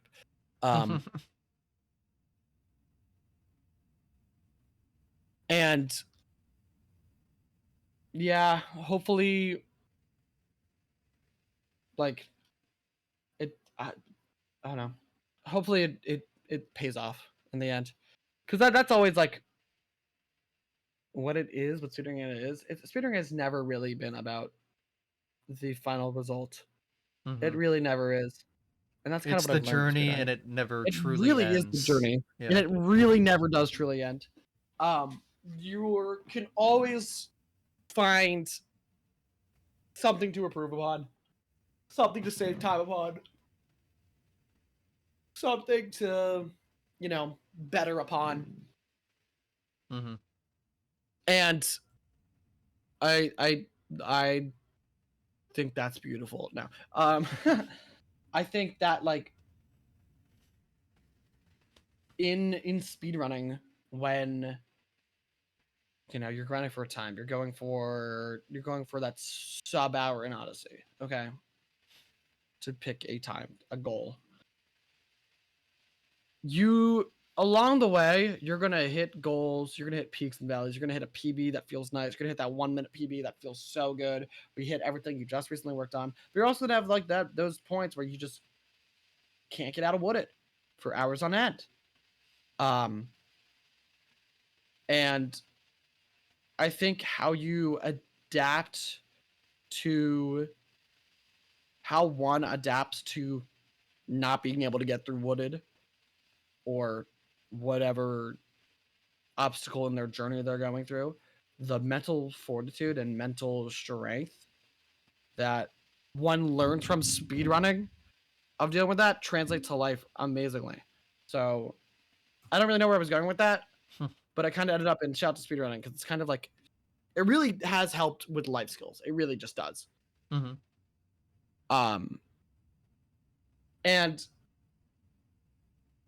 I don't know. I think it's just how it's especially affected my life, especially growing up in the community and watching it happen and doing it for so long. Um, Another thing is like just learning from mistakes with spirit, like adaptability. Like if I'm playing G2 is a whack ass game. Okay, it's jank. Everyone understands that. It's a Galaxy game. They're crazy. So like they're just no, I'm good. So when I'm like, I'm trying to think of a good example. If I'm failing getting this comm medal and I drop a flutter, okay, I'm going. Oh no, I dropped the flutter. I dropped it. Seeing that mistake, how you made that mistake, what you did in the moment, realizing what you can do to avoid the mistake next time, how to learn from it, how to move on, how to, try to avoid making that mistake again, and learning from that mistake goes a long way in the world too. And it's not even just about, oh, I failed this trick. So it's like, oh, I'm losing little bits and pieces of time here and there to my PB or to this comparison I'm comparing against. What can I do to save those little bits of time, like those 2 seconds here and 2 seconds there, That's a lot of what speedrunning has taught me. Is a lot about learning from mistakes, a lot about, the journey. Hmm. It's a lot about just pushing through the journey and hoping and getting to an end result that you can be satisfied with, but one that you can always keep pushing further. Yeah. If that makes any sense. I don't know. I kind of was just Yeah. talking there. It's a journey full of goals, but you never. It's hard to find like an end to, like a final goal for everything. But Yeah. as long as you get a bunch of goals, you'll always find fulfillment of hitting every one. So Exactly. And that's yeah. why I think it's so important to set smaller goals along the way. You know? Because if you're just like working for one big goal, you keep going for one big goal, there's many times it's gonna feel unattainable. You know? Mm. If you set yourself up in small goals along the way, you set yourself with mini goalposts. Okay, let's try to get over here now. Let's try to get this time. Let's try to get this time. Let's try to improve on this, improve upon that. Okay? taking it step by step, it's just more rewarding. It really just is. And I feel if you're able to go about, I don't mean to get philosophical, but I feel like if you're able to go about life with that same mindset of setting smaller goals and obtaining goals and working to reach those goals, knowing that you can reach them, I don't know. It's just way more rewarding and way more enjoyable. Because like you're working for something. You have something that you can say, I did this, you know? Mhm. It's like might not be like a plaque on the wall, but it's like something that you're proud of that you put the time into that you did. I think that's beautiful. Damn. Powerful. Well, um um, I guess yeah. uh, I guess we can just completely switch subjects now. All right, I'm down. Because I because don't really think I've been on one subject at all. I think I've yeah, been kind of all over the place every time, but oh well. but honestly, it like gets to everything at some point. So, Exactly. but yeah, I was gonna talk about live events because I know you've done a lot of those. Yeah. So I'm not going to GDQ. I'm not going to USA, and I'm probably not gonna be able to make pace fall just because of school and other Yeah. stuff I'm doing, other obligations. Um, Honestly, this is the first time I missed out on live events since I've came back from COVID. Was this summer. But honestly, as much as I miss them, and I love live events, I live for those. Like I'm looking at my badge collection on my wall. I live for those. Um, Honestly, it's been kind of nice taking at least this summer off and kind of just saving up money Hmm. because that's something I really haven't had in a hot sec. And I'm not saying I have any right now, but I would have had less. Yeah. Um, and that's something I think about a lot. And honestly, that um, whatever FOMO I'm having, you're not spending money, kind of clears it up for me. As unfortunate as that is to say, but no, I'm hoping I'll be back to events next year. Um, Hopefully I'll have money and you know, just hopefully next year I'll be able to go to events, straight up. Yeah. Um, and yeah, I don't know. I've always like, and whenever I go to a live event, I always submit. But I'm not like the world's greatest speedrunner at anything particularly.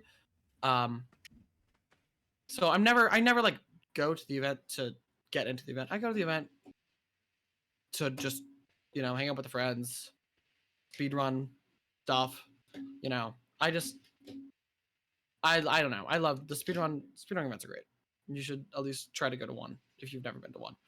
Um, Facts. and yeah, but like, oh no, I'm still around. I went to Hex's house. I went to Hex's house 2 days ago, and Hmm. it was his 21st birthday, so we took him out.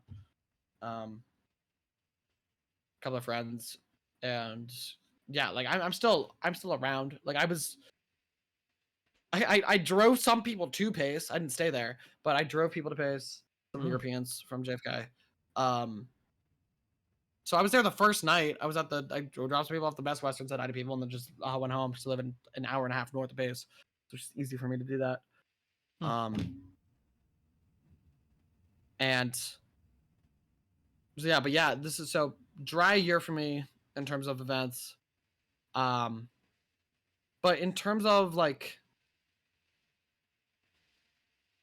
setting myself up to be able to go to events in the future consistently, I think I've done a very good job at that, and I will say I'm proud of myself at my, um, you know, just for that matter, just to be able to set myself up for success in the future. Mm-hmm.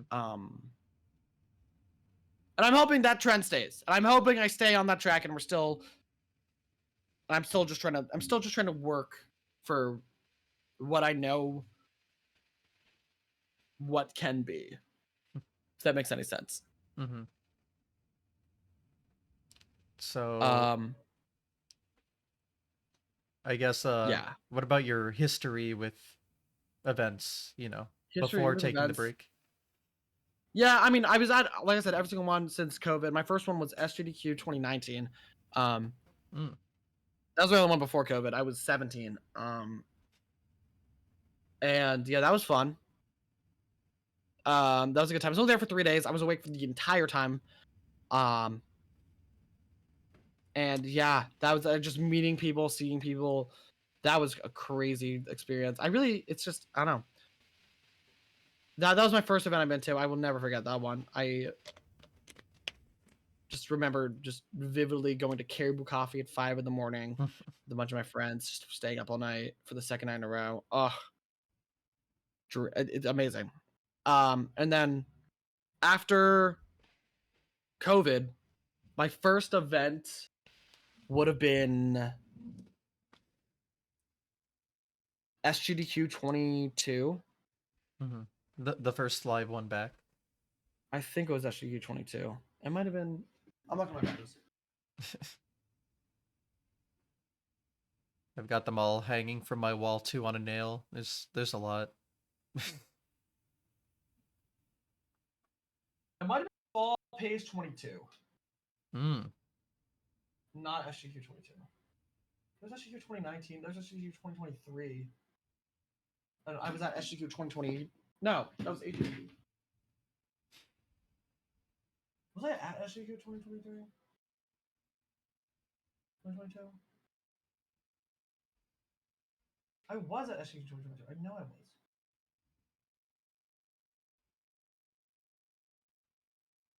Maybe I wasn't. I'm trying to think. I can't even remember. But my first one was either SGDQ 22 or 23. I don't know why I can't remember this. No,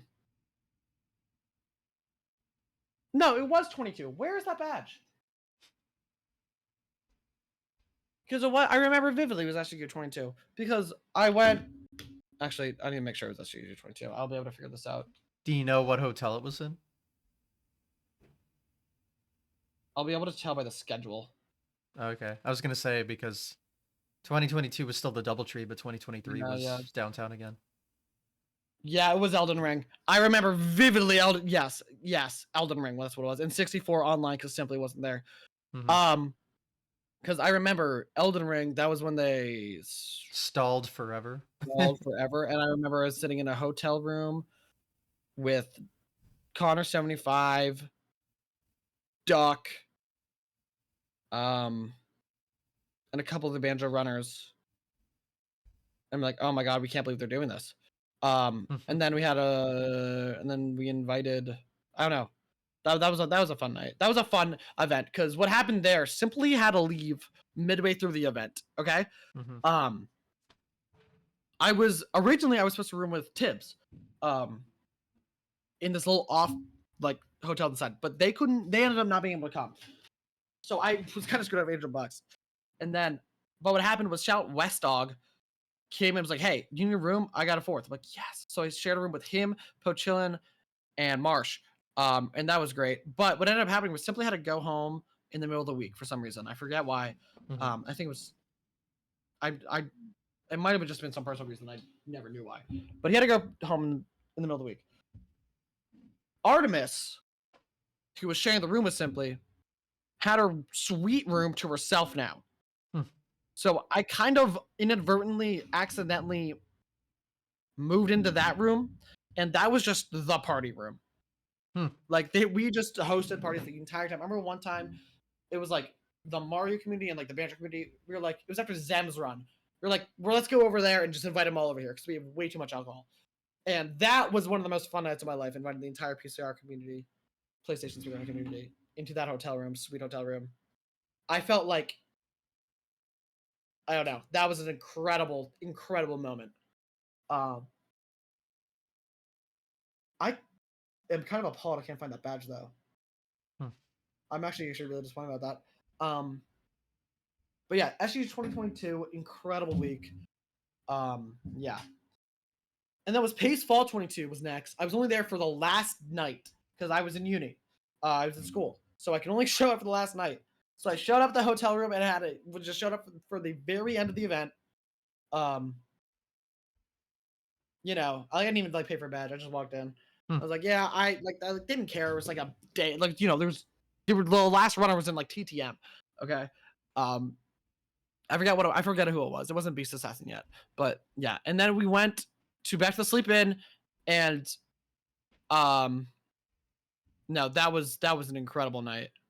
That sleep in, we were like partying with all the S64 homies. That was like, nah, Pace is it. Pace is here.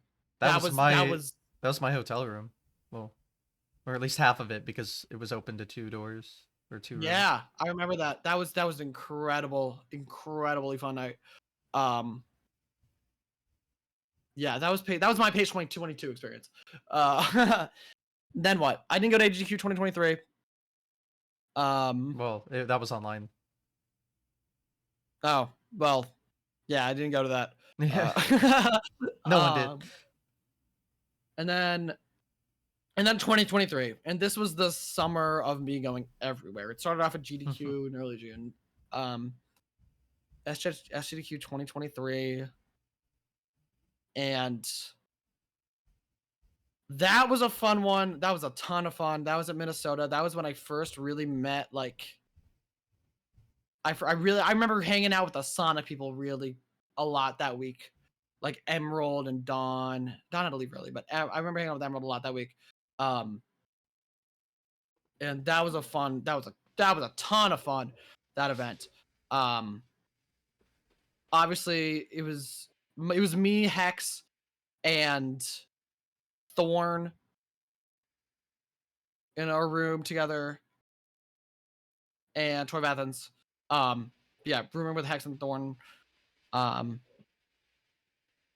Who else was there? Jay was there, from, you know, across seas. And I don't know, we had a very core group of people we were able to hang out with. I went to a cat cafe, that was sick. And the event itself was so fun. The venue was so nice. I love that DoubleTree, or not the DoubleTree, the hotel. The Hilton. The Hilton. I really liked that. The location was a little sketchy once you got off to the side a little bit. And oh my god, I completely forgot. The first night I showed up to SGDQ 2023, and I don't know if you remember this. You were at SGDQ 2023. I know that, right? I was, yes. But yeah, but you weren't there this first night when this happened. But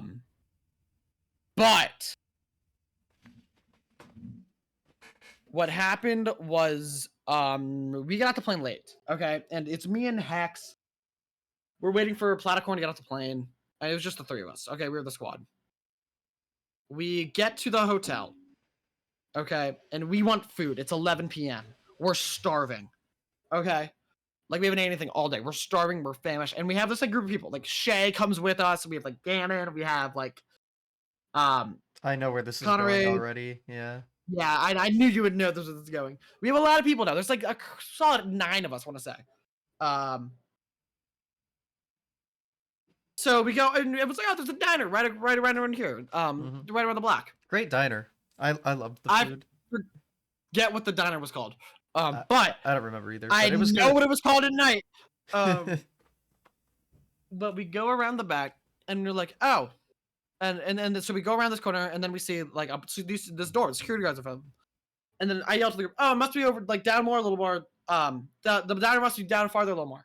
And then, but the guys heard us and was like, oh, diner's in here. I'm like, okay. There's 9 of us. And they're like, we need to check your bags.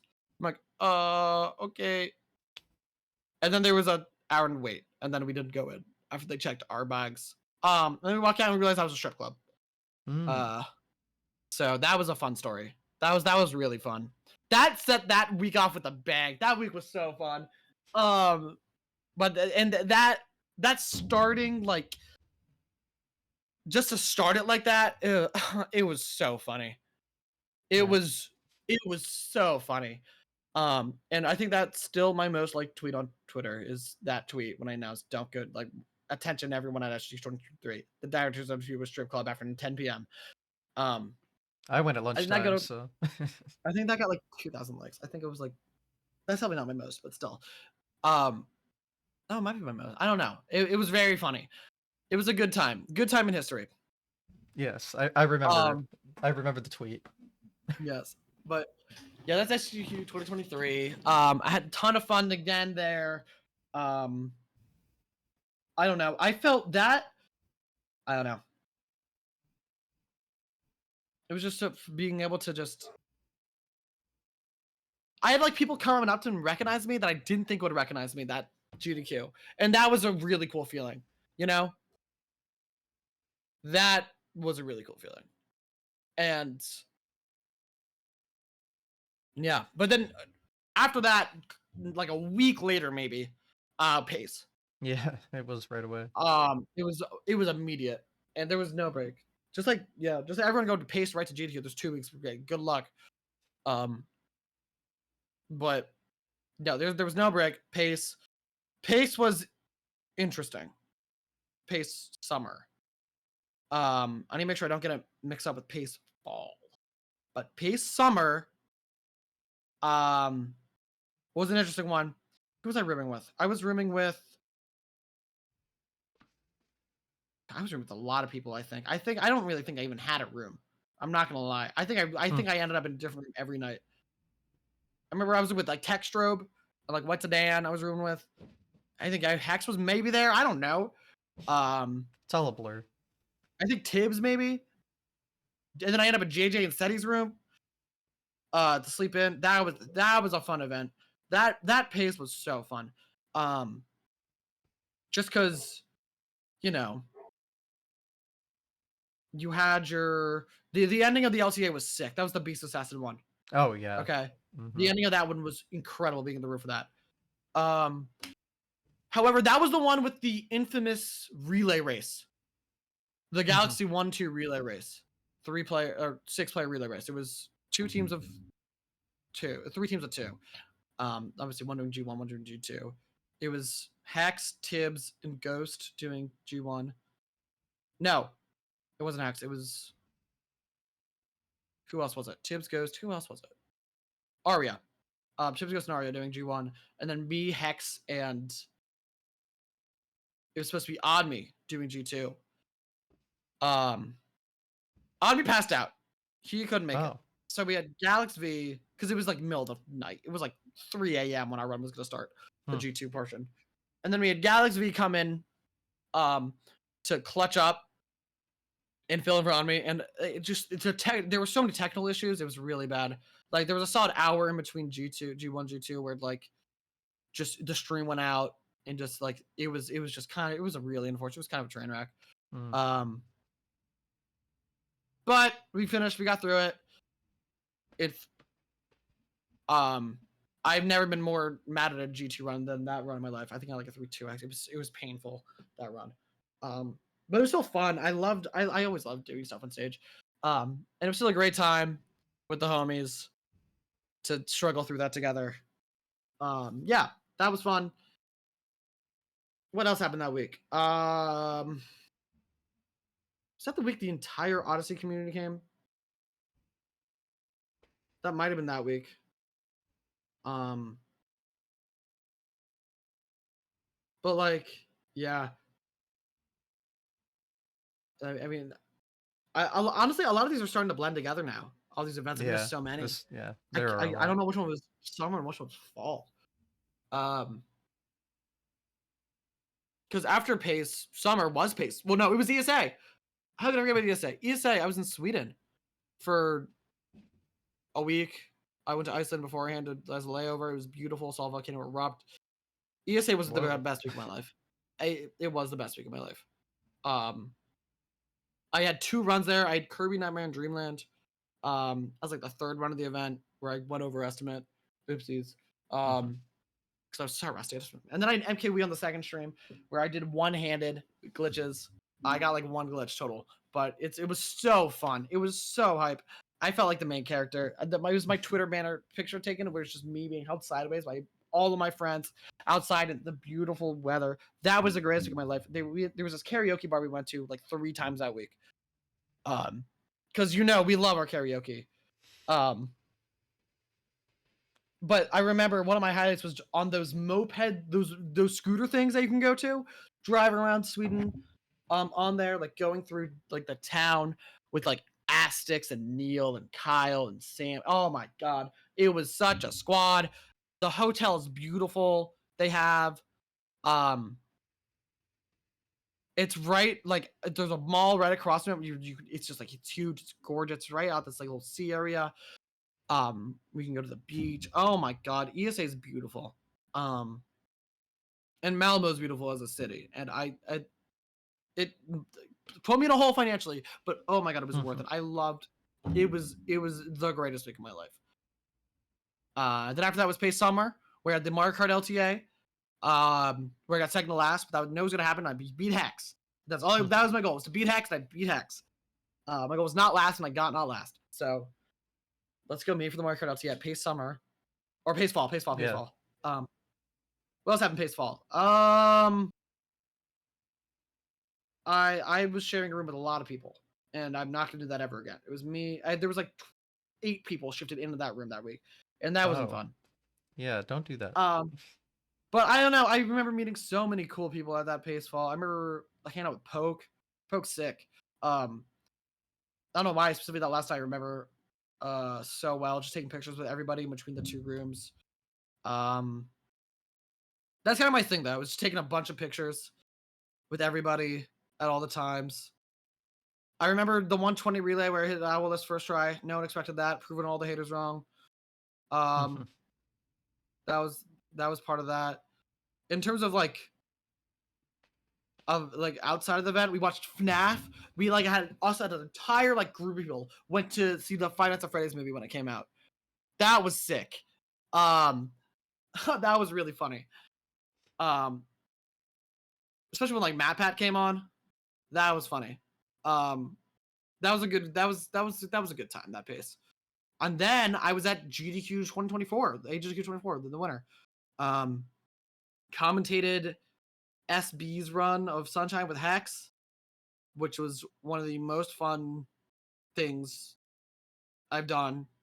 Straight up, I loved doing that. Commentating recipe was so fun, and he had a great run. He got like a 256, 255. It was something crazy.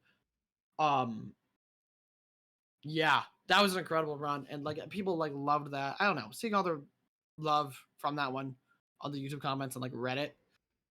That was a fun one. That event I hung out a lot with like the Zelda community, Paper Mario community too, along with like Hex, Billy. I hung out with a lot. No, that was a really good group, a really fun group to hang out with, and yeah, that was in Pittsburgh. In Pittsburgh, it was snowing, it was cold, but honestly, that just added more to the magic. I remember like waking up one morning, looking out my window, and seeing people draw like free crack in the snow below me, 16 stories below, and it's like, you know what? We're at TDQ. And yeah, that HDQ 24 was my last event, and it was a great time for sure. I loved that one. In Pittsburgh, hanging out, I met with so many cool people, hung out with so many cool people. That Pittsburgh area was actually a really cool location.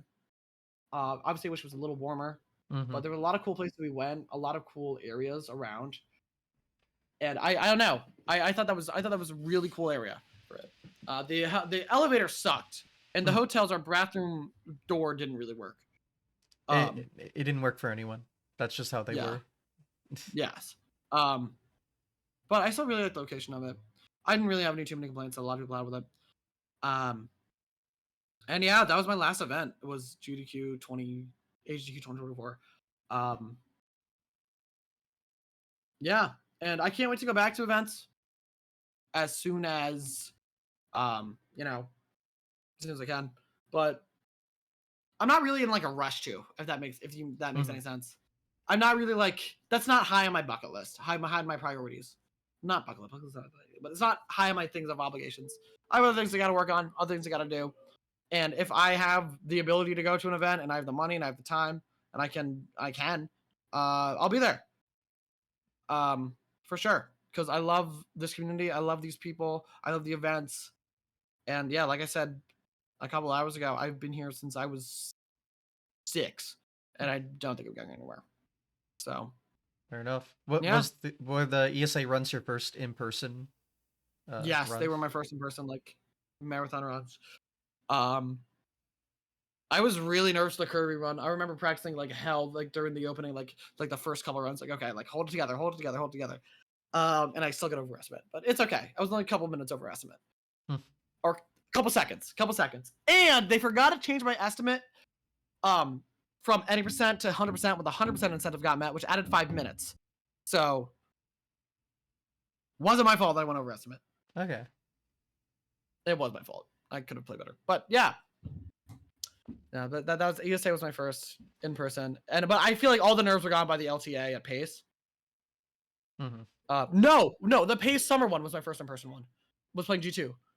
Oh, that's right. Yeah, I completely forgot about that. But that one, but ESA felt like higher stakes. It was a higher stakes. It was a third run of the event, and at Pace, I was at like the 3 a.m. time slot, and like the focus of Pace isn't really the marathon runs. It's the 64 at the end. So. Like, I didn't really care about that. I was just like, just do a fucking GT run, go to bed as fast as possible. that was the Pace one was. Well, you got to showcase in a few then, so. I did. Yeah. And I did get to do the online one with Shasta in like 2021, 2020, whatever year that was. That was fun. And I won that race, and I almost PB'd that race. That was a sick race. That's one of my faves. But yeah, that's my speedrun career. That's my journey from here to now, to my events I've been to, the trials, tribulations, the games I've run, what my plan is, what I'm wanting to do. I don't know. That's me. That's you. Well, it seems like that's a resolution, so. I guess. I do have work in an hour, and I kind of need to start getting ready for it. That is fair. I mean, I'll ask if there's anything we didn't go over that you feel is important. Now's the time. I think I got everything down. I don't know. I think I got everything. It's been it's been a while. I've been here for a hot sec, but yeah. I think that I don't know. I think that in terms of my growth as a human has very much mirrored like my growth as a speedrunner, if that makes any sense. No, it does. Where it's like, I don't know, I see the world differently because of speedrunning, if that makes any sense. Like I've noticed just across time, as the older I got, the more experience I have in the world, the more it relates like, oh, I learned that from speedrunning. It's weird. I've definitely noticed similarities, so. Yeah. But like I'm not even talking about like, ooh, traffic lighting with the cycle. Like I'm just talking about like God no. I'm talking about like actual meaningful things. Yeah, like the learning from mistakes ran I went out earlier, or the it's about the journey. It really honestly it kind of just keeps coming back to it's about the journey. We're still on our own individual journeys to do whatever the hell we're wanting to do. That kind of is what speedrunning is. Your own individual journey to hit whatever goals you want to hit. In whatever game you want to hit play, you know? And I think that's the beauty of speedrunning. And I think that means because there's beauty in speedrunning, I think that also means there's beauty in me. And I think that's beautiful for sure. Damn. Powerful. No. There's also beauty in everybody. And every speedrunner. Every speedrunner, there's something there. I can't think of it. Yeah. I'm trying to be funny and philosophical. It doesn't really work that much. No. This was a ton of fun though, GTS. Really happy to be on here. Yeah. I don't know. Anything else you need from me? Well, I guess you can just shout yourself out, and if there's any questions in chat, they can ask now. So. Well, yeah, my name is down there. You can see me. Just TV ROX_. I'm probably gonna stream tonight. I'm gonna do a greens run. YouTube at Roxy TV. I have a video going up in 20 minutes. It's about music. It has Xbrelli in it. That'll be fun. What else? And yeah, so 602 July 13th, 9 a.m. Eastern time. Sign up. Join the Discord. Just go to SRC, search More Time Mario. It'll be there. Yeah, and I tweet funny things sometimes, I guess, or we tweet cool records and speedrunning. I don't know. I don't really do my Twitter too much, except to doom scroll. Yeah. But yeah. That's me. Not I don't know. Follow GTA's Okay. 99. Subscribe on YouTube and on the Twitch and on the Twitter. Well, See, that's I guess I don't have to say anything then. Just do my job for me. you're welcome. I'm Yeah. sorry. Or No. sorry. I don't know which one yet. I'll say thank you. I'll also say thank you. All right. Fair enough. Well, you heard it there. I guess that's everything then. Everything that needed to be said was said. But yeah, if I don't you're know. watching live, the VOD will be uploaded in like 6 days because No. just had to get something recorded. I'll be out of town for Sunday, so that's why. And if you're not watching live, well, then you should be at twitch.tv/GTX99, where you can see the Sunday Speedrunner Spotlight firsthand. I mean, it's true. I mean, there's chat and everything. You could be involved. You know how it is. You can be involved. Well, you know where to find all the links and stuff.